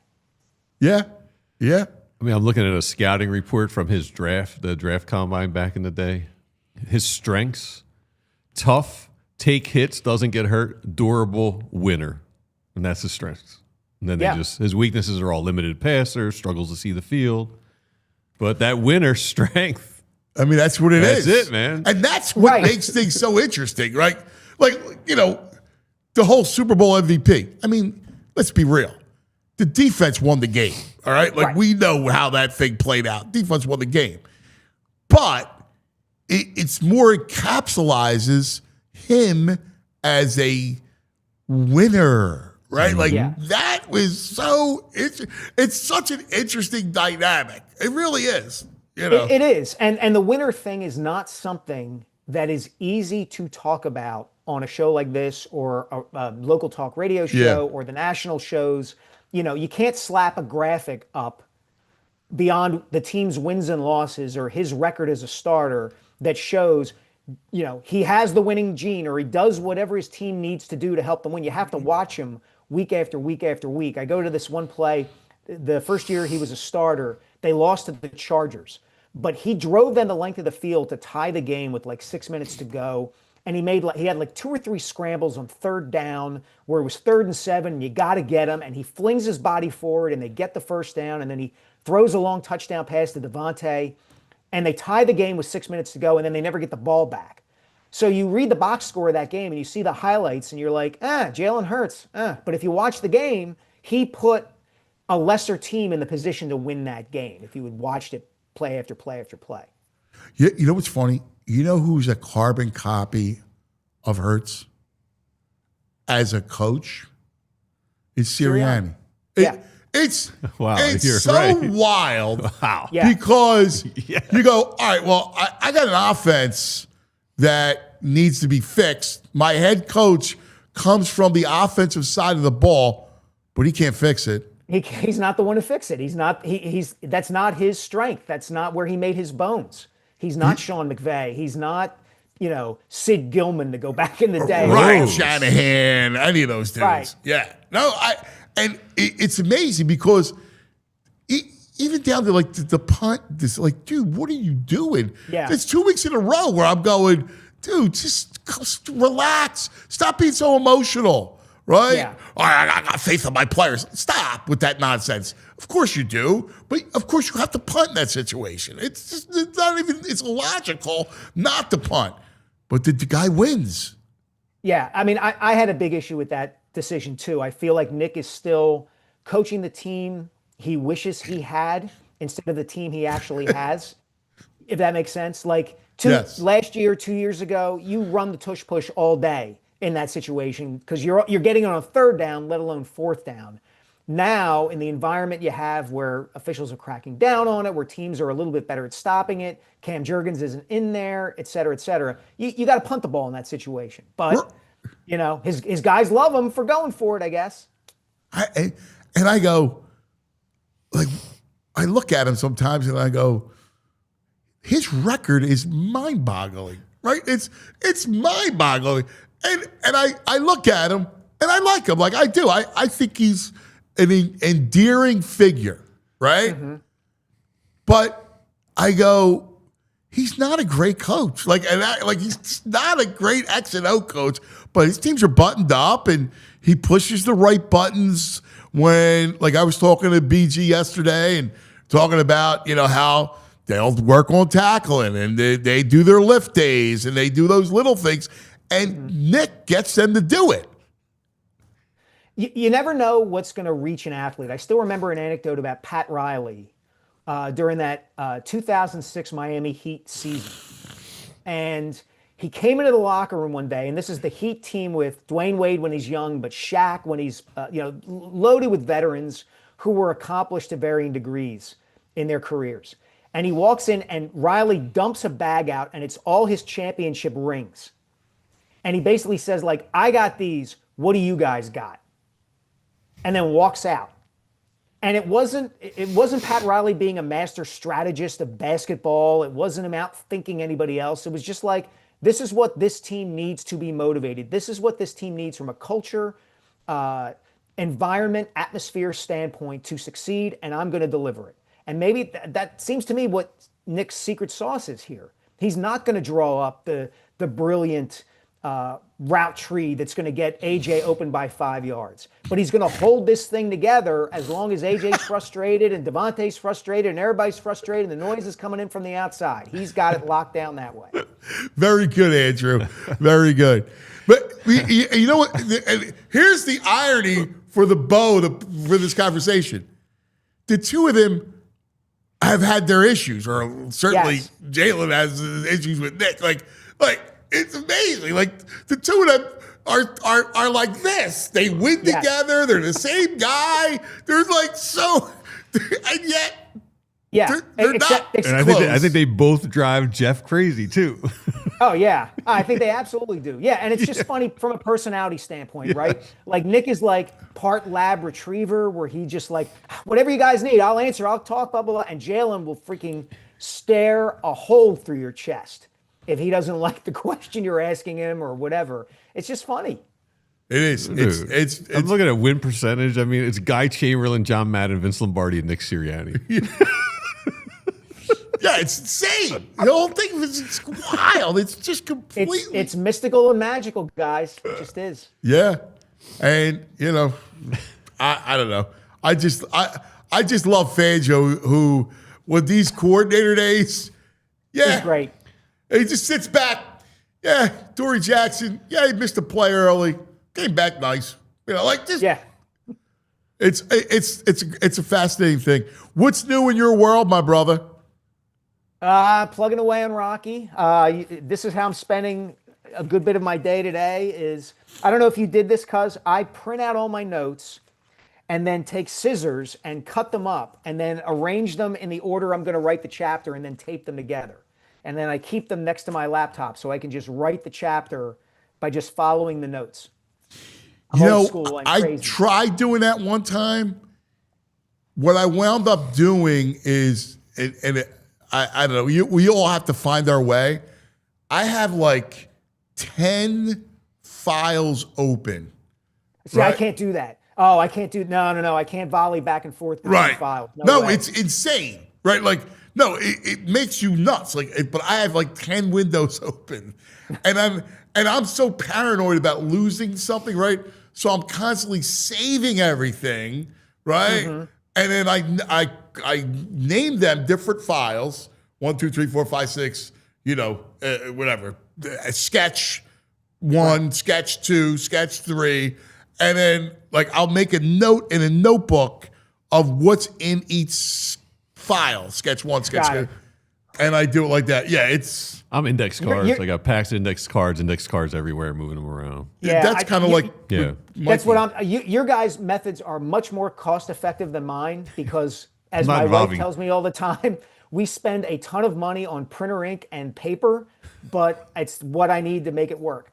I know but there's got to be organization. Yes. It has to. Bring in the shears in. It's an interesting take. Do you? Dude, I was at my table last night in our living room, and I just had scissors and tape, and I'm taping everything together. Yeah. That was how I spent most of my night.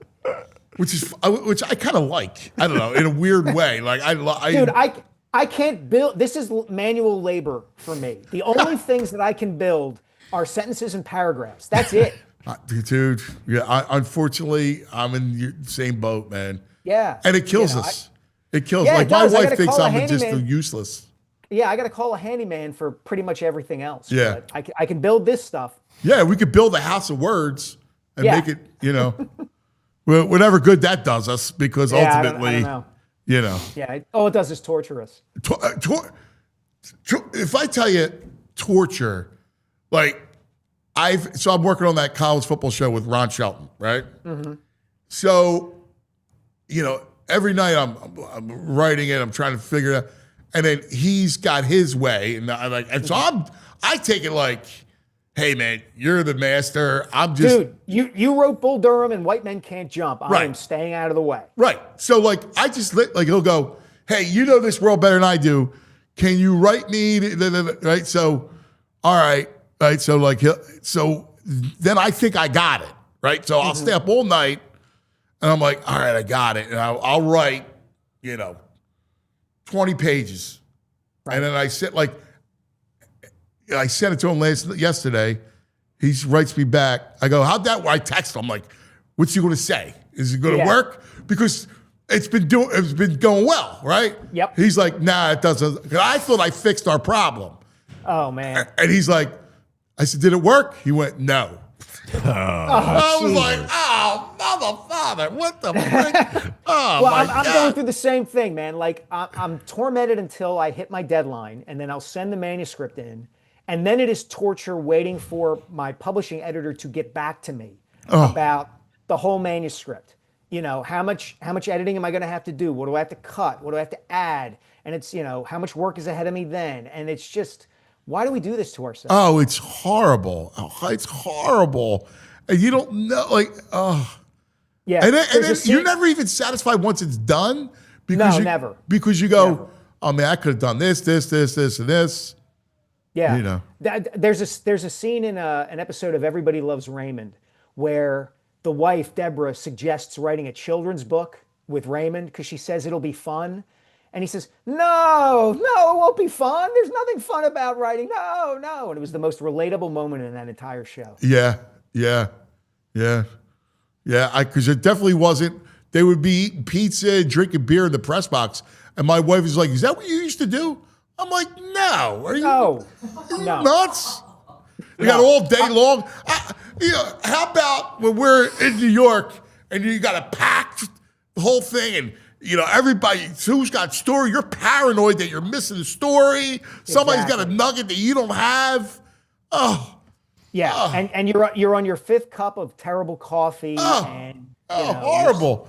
Your third lead, and it just And dude, another round here, Barkeep. I never Another smoked, right? Up until I started in the New York. And it was like, I didn't really smoke, And then there, it would just drive you insane. Like, it was, oh, God. Yeah, I chew my fingernails, which is an equally bad habit. Same thing. Like, it's awful. Anyway, good little window into our world. Love you, brother. Great stuff. You're just all right, thanks, guys. Treasure, man. Appreciate it. Appreciate it. Right back at you guys. There he is, Mike Sielski. He's the best. Just thinking of your wife thinking that all you were doing was broing out. It was like the whole time just having pizza and beers and hanging out in press boxes. Yeah. No. Yeah. None of my friends ever understood it, right? Like, especially early, like when I would cover, like one time we went to Chicago. All my friends, like best friends, like all my brothers, right? They came to Chicago. and we went to see Eagles-Packers. We saw Notre Dame, Penn State, and then Eagles-Packers. Oh, that's nice. So I was covering Notre Dame, Penn State. And I was a young writer, right? So I was young, and I had time in my deadline. It was an afternoon game. So I'm trying to write like Hemingway of covering this game. Yeah. So I'm like the last one out of the press box, right? There's the attendants, the stadium people are walking out the door, and these dudes are on the field. They're like, "What are you doing?" They call me my left foot. But I'm like, you don't understand. Like, you try to make it perfect. Sure. You labor and every word. Anyway, that's the story. Let's talk about some of our friends. How about, a little jerky, baby. Jerky time. Let's talk about Righteous Felon. Are you The craving greatest. the perfect snack that satisfies your hunger and provides the perfect amount of protein to fulfill your body's daily needs? Well, we've got a solution for you. It's Righteous Felon beef jerky and meat sticks. This Exton, PA-based company, they're making all-natural, premium quality, better-for-you meat snacks for over a decade and evolved into our region's preeminent jerky brand. The jerky and sticks are sold in your favorite local retailers like Wawa, where they're running 2 bags for $10, which is the best value you'll find anywhere on their jerky right now. They're also in Giant, Costco, Royal Farms, my local beer distributor, Bella Vista Beer Distributor, and thousands of other independent stores.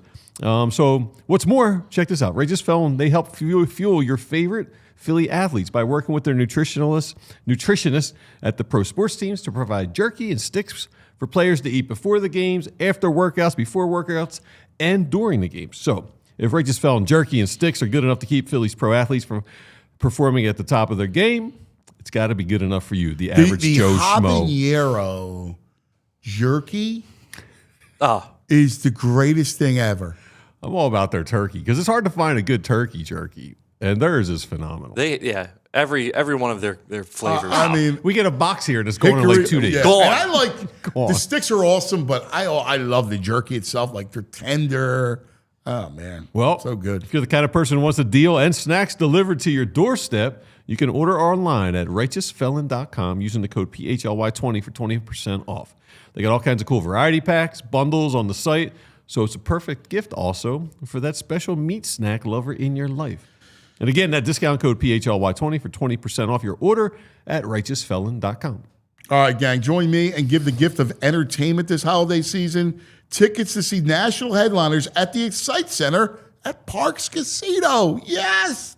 Man, they have it. Parks Casino is something for everyone's taste. Here is the lineup. Saturday, January 17th, Classic Rockers, Grand Funk Railroad. She's some kind of wonderful, yes she is. Some kind of wonderful, yeah. Yeah. Gotta get that. Yeah. So. Friday, January 30th, 16-time Grammy winner David Foster, Catherine McPhee. So he did not write, but he produced the And I will always love you. Yes. Which is originally written by Dolly Parton, but he produced that. So you'll hear songs like that. Okay. All right. Saturday, July 31st, the Marshall Tucker Band and Jefferson Starship. Can't you see? Oh, can't you see what that woman she been doing to me? Friday, February 6th, Broadway star Alan Cumming Uncut, his new one-man cabaret show. Really talented, multifaceted guy.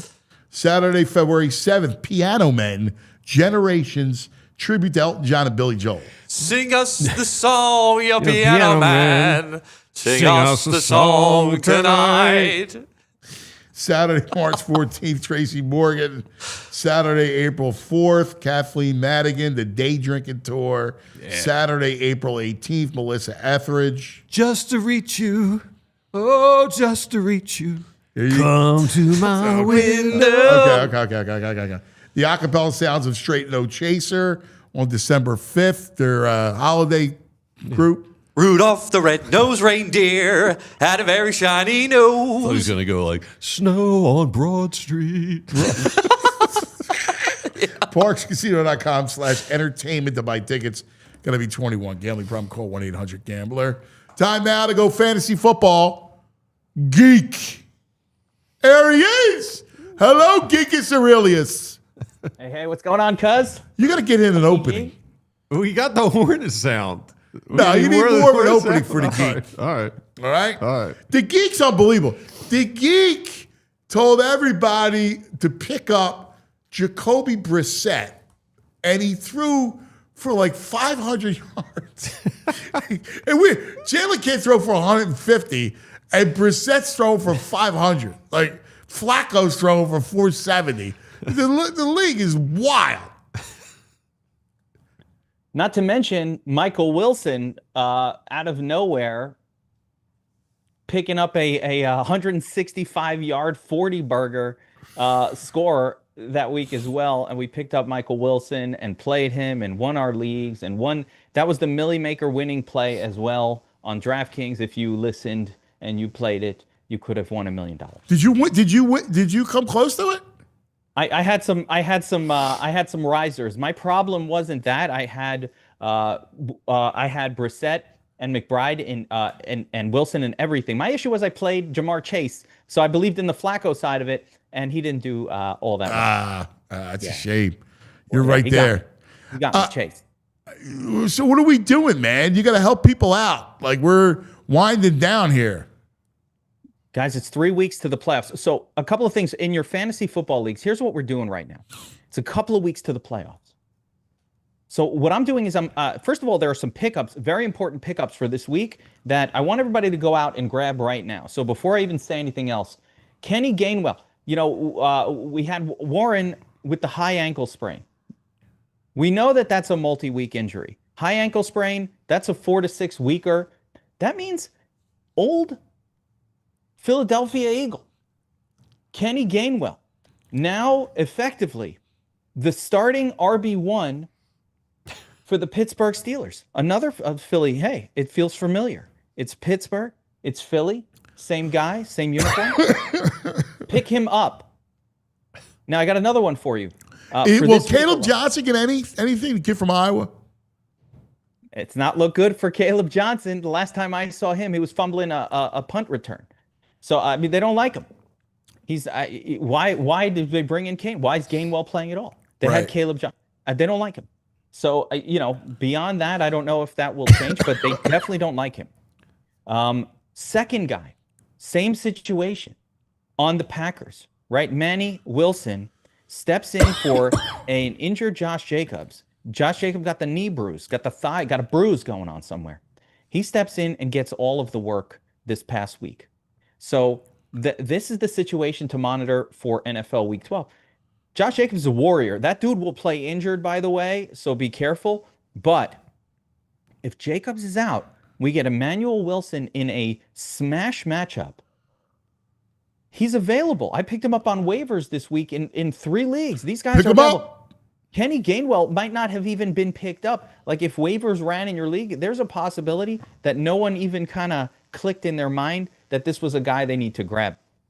So you have those 2 spots. First of all, we need those reinforcements going into the playoffs, right? A lot of us, another thing that I want people to do is you got to start to figure out, am I making the playoffs? If I'm not making the playoffs, what do I need to do to get in the playoffs? If you're in 5th or 6th place, you might, right now I'm figuring out in some of my leagues, I'm looking ahead. I'm going, all right, I need 1 win. I need 2 wins. I need 3 wins. How many wins do I need to lock down this spot? So we want to get that under control. And again, if your league allows trades, this is that time. There's no tomorrow. Let's say I have like a Trey Benson on my bench, or somebody that I feel maybe has some value in 2 weeks from now, or a week or a couple weeks from now, but not right now. And I need to make I'm selling. Give them to someone, even for something mediocre, even to pick up a guy that's not that impressive, but maybe will help me win this week. You cannot afford a loss. So you got to go all out these last couple of weeks just to make the playoffs. And then, hey, you never know. You know how they say, when you make it to the big dance, you never know.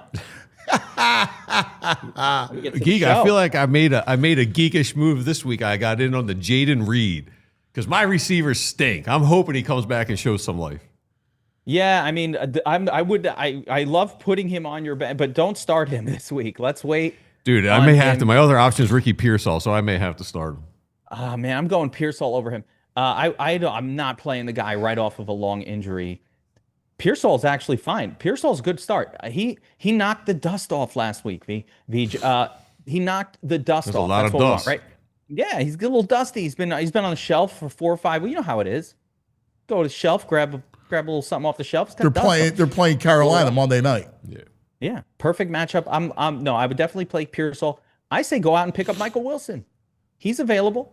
That guy had a big week last week. Marvin Harrison, appendicitis situation, not subsided just yet. I don't think he's going to play this week or next. I don't know how long, I'm not a doctor. I don't know how long an appendicitis surgery lingers.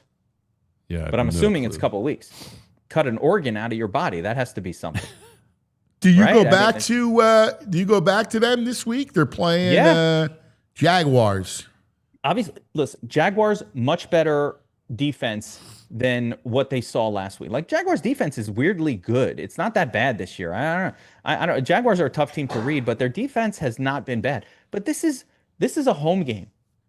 Brissett is basically Flacco light at this point. He's just out there slinging the rock, knows that, hey, I'm auditioning for whatever might come next in my career. I want to look good out here. I never get this chance. So he's out there doing his best.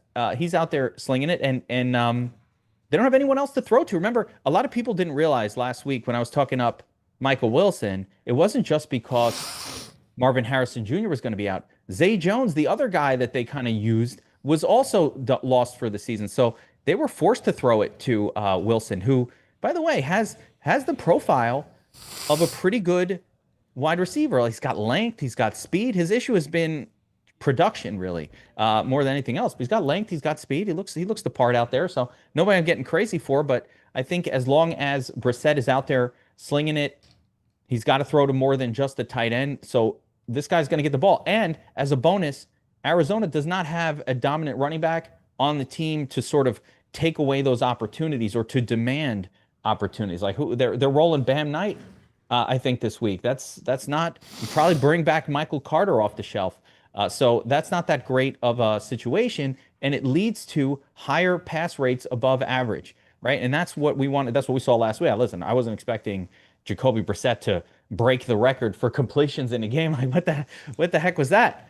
But the metrics pointed to an up game from him, and it came true. Like sometimes what we predict actually happens, which is kind of nice. It makes you feel like what you're doing at least has some basis in reality. That's cool, man. All right, what's your strategy this week for your DFS? Yeah, we got a couple exciting games. Listen, the beloved Eagles. By the way, Shador is starting Sunday. Shefty just tweeted that out against the Raiders. Let's go. By the way, could there be a better situation for Shador? At least they're starting him off against the Raiders. Like, let's go. Jerry Jeudy available on waivers in your league. Maybe it's Jerry Jeudy week, right? Who's Shador going to throw to? They don't have any other Tillman and Jeudy. I don't mind it. I think it's really sneaky. There's a really interesting game, of course, between the Cowboys and the beloved Eagles. Okay, Eagles are road favorites in this one. I think it's a Saquon game personally, but can Jalen Hurts get righter against at some point it's got to happen. Dude, it's our conversation all day, every day here. Winner. Yeah, I heard earlier. I love it. His scouting report. I heard it earlier. I was listening in. Winner. All right. It's all that matters. Scouting report though. Justin Fields, and that didn't work out that great. So, like, his scouting reporter also said winner. That was all it said. Like, this guy has problems, but he's a winner. Not anymore. Not anymore. That's gone. Wait, but Nick Sirianni. What's his stats? Winner. Hey, Geek, hang tight because we're in OT overtime in the city. You're watching on the various platforms. Make sure you're with us on YouTube, where you can just hit that like and subscribe. The show comes right to your phone, right to your iPad. It's right there for you. Everything here at All PHLY. Geekus Aurelius. All right, so quarterback, who you got? Yeah, I mean, so this week you got a couple of names that are popping Again, aforementioned Hurts, very interesting. In that situation, I was ready to write off Hurts for the season after last week, if I'm being honest. But favored on the road, Cowboys, we got to make that exception. Go right back to him. He's not overpriced, so that's fine. I'm going right back. So some other games to target here. Drake May's the highest priced quarterback on the slate. I'm not so in love with it. Not a guy who I think is going to be pressed in that game against the Bengals too much. So I'm kind of not super high on that one. We have the Colts against Jonathan Taylor against the Chiefs. That's not that. That's not. No, Spags will look to take away Taylor, so that should leave. The guy to play this week is Warren. Warren is good. I like Alex Pierce out there. Pretty interesting guy. Fierce. He's fierce. And of course Michael Pittman in that one. So I like the Danny Jones side of that game. I'm going right back to Brissett as well against the Jaguars. Less matchup, but I like it at home. The price is right. The guy's out there doing slinging it, so that's fine by me. And then the one that, of course, everybody's going to hate, but I can't help it. I can't help it, cuz if Dart comes back and he's on the road against the Lions, I'm going right back to Dart. I don't care. Underdog, no weapons. Gaston is back, and I will be playing him in DFS.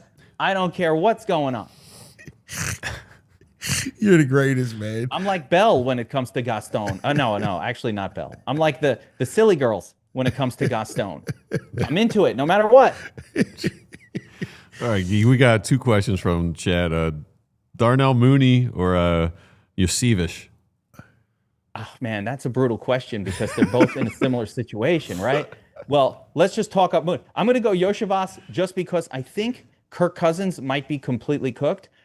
I'm not sure. I want to judge, but I didn't see anything out of Kirk Cousins that said he's healed up. So I'll take Yoshi playing for Chase. But if it wasn't for Kirk Cousins' cookedness, I think it would be a better spot for Mooney with London now. Pretty much might be done for the season. All right, Caleb Williams or your boy Jacoby? Caleb's got a good matchup this week as well. I will admit. So I think, that's a tough one. I'm going to go Caleb at home in that one, just because he's got a little bit of legs, a little bit of excitement there. But that's a closer one for me on paper. Super close on paper. That's all we got. And I love Brissett. Yeah, Caleb. By the way, Caleb home away splits. Take a look. This guy, whenever he's on the road, is terrible. When he's been at home, he's been spectacular. This is a home game. So if the splits hold up, like it is just a clear sort of trend with Caleb Williams. When he's away, don't play, but when he's at home, he's done well. We got him next week. Here, Black Friday, Eagles, Bears in Philadelphia. There it is. Yeah. That'll be a fun one. But that's the bad version of Caleb. Yeah. You're probably going to get the not that good guy. I think the Eagles will absolutely destroy the Bears. The Bears are not a team that are going to hold up against an elite defense. No, you know who they are? They're the Commanders of last year. Yeah, they'll surprise you a little bit. They'll beat the bad teams. They'll beat the teams that aren't that great. They'll even surprise a good offensive team with a win. But I think the Bears are going to run into I think the Eagles' best attribute right now is their defense by far, right? This defense stops everything. I actually think they'll be able to slow down and probably stop the Cowboys this week as well. Like, I'm not super worried about that game exploding to the upside. The Eagles defensively have been so good that, and then they play a style of offense that's slow and kind of slows the game down, which also mutes scoring a little bit. So I think they're built to handle these elite offenses, but the Bears are not built to deal with a defense like the Eagles. So I like that spot, especially at home for the Eagles. Is that who's playing on Black Friday? Yeah. Oh, yeah. Okay. Yeah. I love that they give us extra games. Yeah. Yeah. It'd be a busy week that week. Yeah. That'll be fun. My brother, always great. Listen, Geek has the Sharp app that will help you with player props. Like, gives you all the props, all right? So the Geek has the Sharp app as props covered on the Sharp app. He also has your DFS, whether you like DFS football, basketball, baseball, hockey, whatever it is, MMA. He's got you covered for all that stuff. He is the Geekus Aurelius. You got to download the Sharp app and DFS Army. Isn't that right? That's the stuff. DFS Army, for my DFS people out there, we are crushing it. And of course, Sharp app. You like betting on props? Sharp app Proptimizer tool.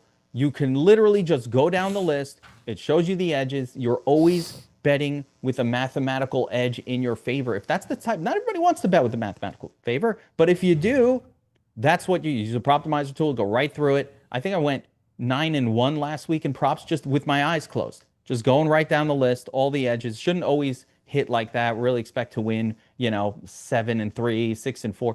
That's what you're normally expecting, but the edges, we're just calculating mathematical edges and presenting them to the bettors to use. And the only downside, guys, is when you take so much money from the sports books, the biggest complaint is we have guys getting limited because these sports books do not want to lose money. And I say, good. Prove the point. If they're not going to if they're not going to let you win, don't play them. So I like it. We've done really well. Good job, buddy. There he is, Geekus Aurelius. Geek. Love him. Thanks, buddy. Appreciate it. All right, it's a World Cup Wednesday. We're getting close. I am so excited. Hey, by the way, just so everybody knows, December 5th, all right? Yeah. Which is going to be an incredible day for us. Oh, yeah. Exciting. Do we have a graphic for it? I don't think we have a graphic for it. Because we are going to be on remote. Ooh. That we will be. You know where, Andrew? Are we going to be at the stateside? Correct. Stateside Live. All right. Xfinity Live, Stateside Live, right? We're going to be there 9 to 11 for the show. Yep. And then there's going to be a whole big fun day. All right?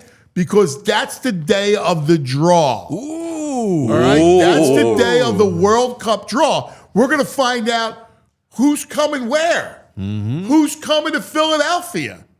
Yeah. Like, it's going to be awesome. What team I'm going to be the ambassador for? Dude, Ireland squeaking in. Dude, did you see the goal, how they won? Yeah. It was unbelievable. Yeah. It was outrageous. In fact, my buddy Meg Kane, who is the CEO of Philadelphia World Cup Soccer 2026, she sent over the video. She's like, dude, look at this. I'm like, I saw it. It's incredible. Yeah. I'd see it. They still have to go through a playoff. They still have to go through a playoff to get the final spot. Yeah. I think that's like in March. Italy's also in that playoff. I know. So maybe it's Ireland versus Italy. Oh. They both need to be here. They both need to be here. I mean, come on. Yeah. I'm putting in a dibs. I got a second team. I want Netherlands is first, and a new squad just showed up. Norway. Oh, yeah? Yeah. Oh, yeah. First time in the Cup since 96. They got, who's that striker they got? Holland. Yeah. He got like 16 goals in 8 games or something. Erling Haaland, man.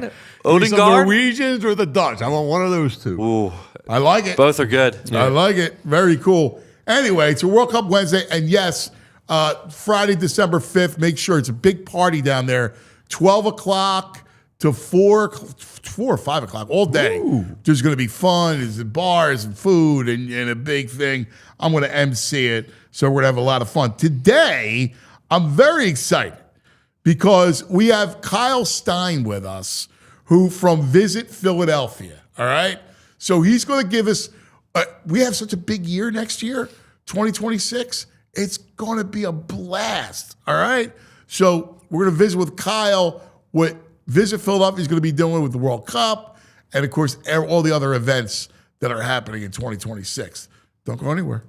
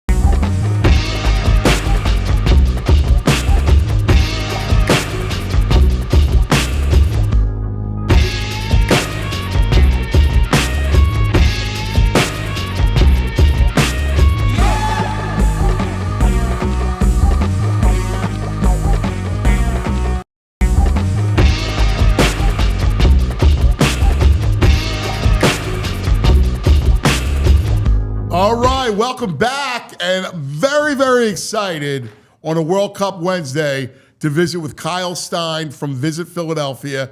Kyle, good morning, man. Thanks, Anthony. Happy to be here. Yeah, dude. Yeah. How about what's in our purview coming up straight ahead, man? Yeah, we are right on the road. We're heading right for it. It's going to be really great. Next year, we have a ton of stuff planned. Yeah.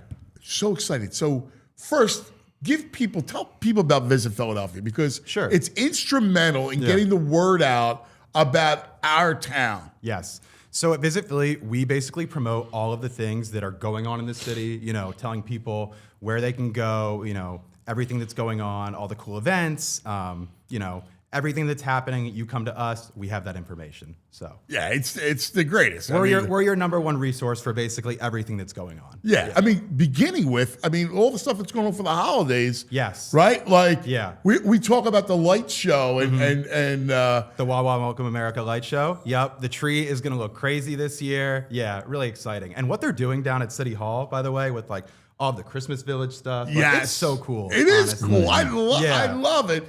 And the Wanamaker Light Show is the Wanamaker Light Show is going to be back this year, so that's really exciting that they were able to do that. Yeah, I was happy. I love that stuff. I took my kids.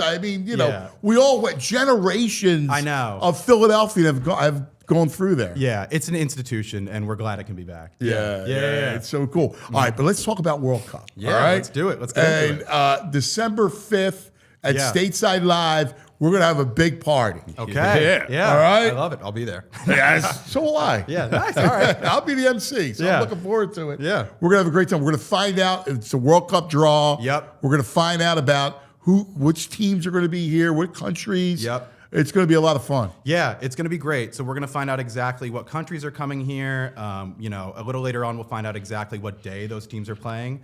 But it's going to be great. We're even getting contacted from other countries saying that even if we're not in Philadelphia for a game, we might make Philadelphia our hub, just because it's such a welcoming city, and a lot of other countries feel comfortable coming to Philly, setting up shop. So we think that we're going to be home base for a lot of the stuff going on. Well, it makes sense, right? Because you have North Jersey, right, which is New York, but it's really North Jersey where you're playing. Yeah, and Boston, right, and Toronto. So if you're going to go, if you want to hit a lot of those cities, you're with us. Oh, totally. Like, there's going to be games at Meadowlands MetLife, and what better place to be than like Philly and go there instead of having to pay for somewhere in New York and go out there. Like, it's just going to make a lot of sense for people to be, using Philly as their hub. So we're really excited. And what Meg and her team are doing, it's going to be an awesome time. Like, we're going to have that Lemon Hill site. Yep. So which is the Fan Fest. Yeah, Lemon Hill is going to be activated. So that's in Fairmount. Basically going to be like acres and acres of just activities, activations, all FIFA related stuff.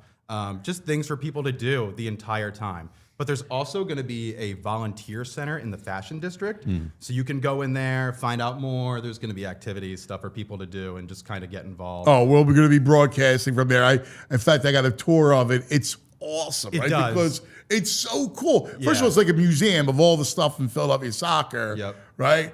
But that part of town is great because now you can access and you can make that one kind of flowing road, right, to FanFest. We realized that like most people are going to be heading down Market Street, walking down the Parkway. So that's really our goal, right? Is to make sure that like Market Street is activated, decorated, has signage telling people where to go, wayfinding, stuff like that. But yeah, the Fashion District, that volunteer center, it looks incredible. They like did it up with all of the FIFA stuff. There's tons of like things that you can do in there.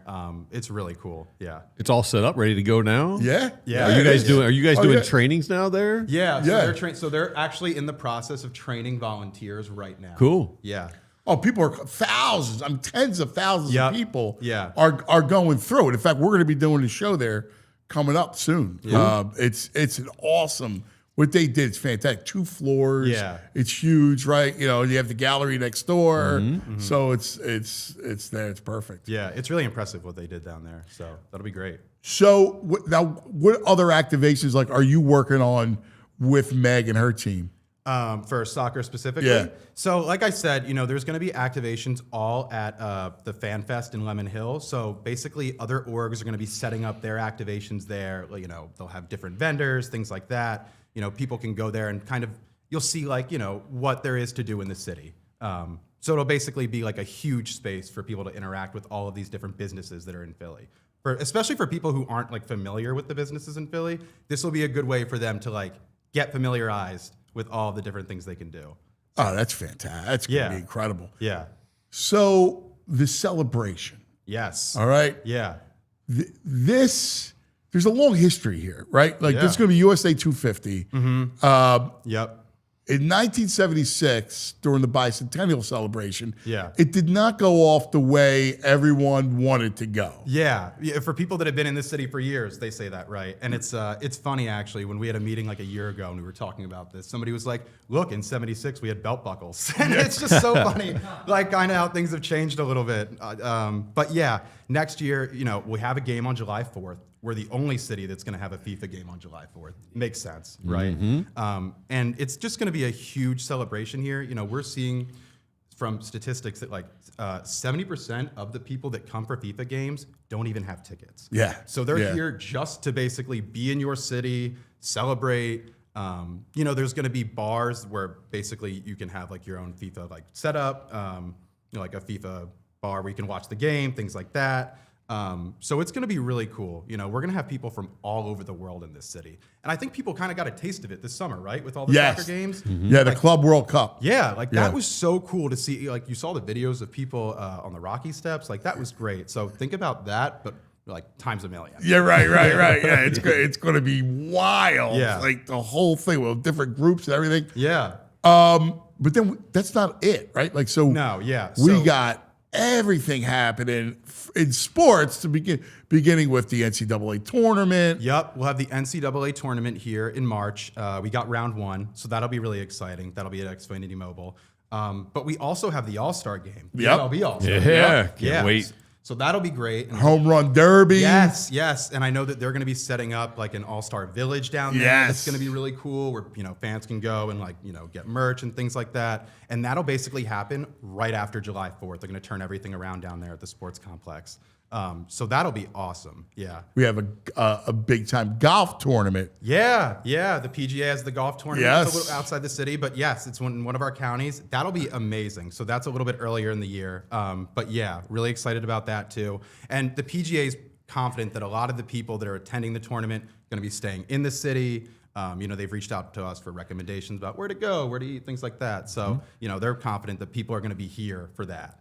Yeah, it's going to be just an awesome time for us. Oh yeah, and obviously, all of this stuff is kind of centered around the 250th, right? It's the anniversary of our country. There's a lot of other things happening in the city. The first bank is actually going to be reopening. It's been under renovation for a year. Yeah. Where's that at? It's in Old City, right across the Museum of the American Revolution. Okay. So yeah, really cool, Greek revival type building right near the the Merchants Exchange. So that's been under renovation for years, and they're actually going to be opening that either July 3rd or 4th of next year. Wow. That's cool, man. Yeah. So that'll be really exciting. They got a ton of construction going on all around that area right now, fixing things up. Yeah. They've redid Market Street. Yes.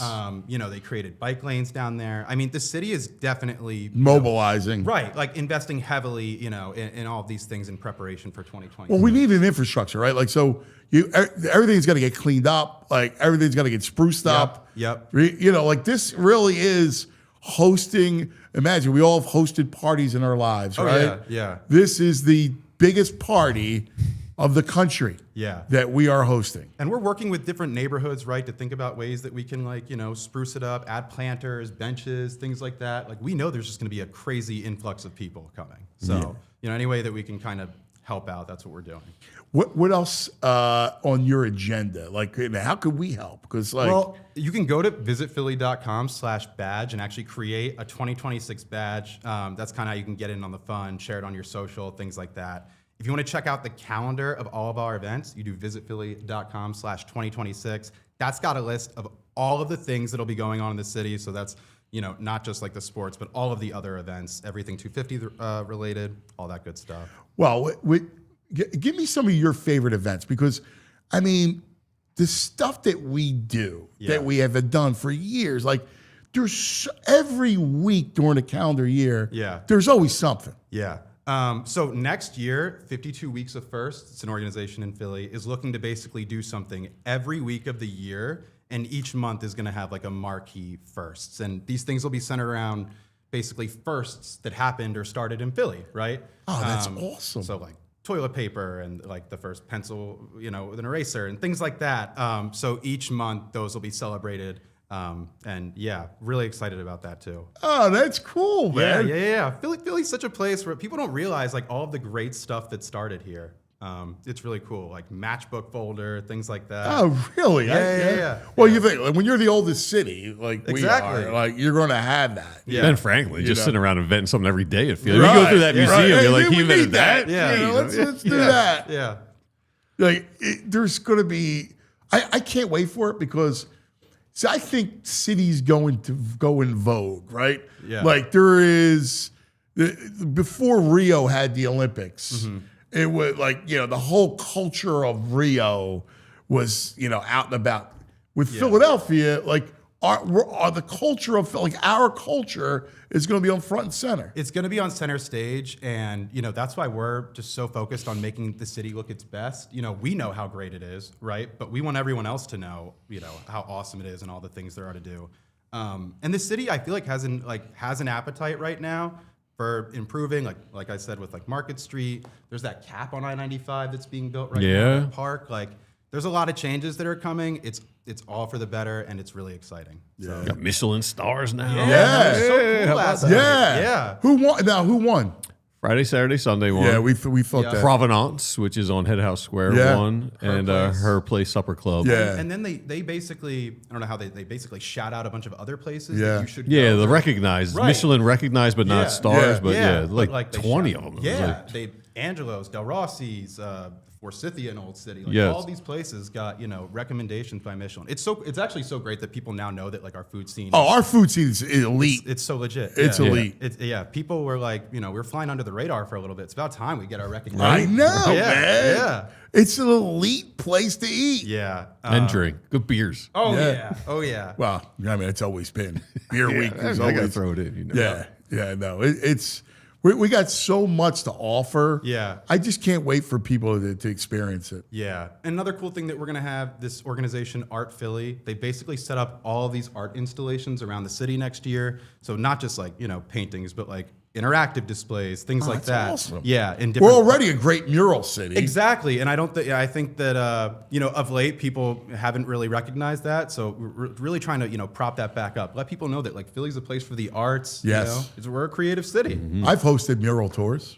They're awesome. I love it. They're really cool. We don't really appreciate it as much as other people from other countries and stuff do. Yeah. People come here and they're blown away. Yeah. Coming. Yeah, I know people who just take mural. Like I met a dude in Canada who Yeah. just comes down, rides the L, takes subway tours to the murals. Yeah. It's really cool. So It's going to be awesome, man. Yeah. We have so much great stuff going on next year. Like if you were ever planning a trip to Philly, 2026 is the time to do it. That's it, buddy. Yeah. That's it. We're going to have a blast. Oh my God. It's going to be a nonstop. Cannot party. wait, man. Yeah. Love Oh, it's going to be awesome. That's Yeah. right. Go us. Oh yeah. All right? That's what it's about. It's about us.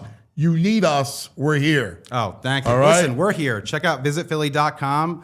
If you need any information, we are your go-to resource. Yeah. You guys do a thing. I go to you every week. You tell me what to do in the weekend. Right, exactly. Things to do this Click on weekend. Friday, Saturday, and Sunday. You list what to do. It's perfect, Yeah. isn't it? Yeah. It really is. Yeah. It's perfect. All right. That's going to do it for us. I know we got a big meeting coming up, so it's underway. Everybody have a great day. We love you. All right? We'll see you in the morning. We all silly like the mayor.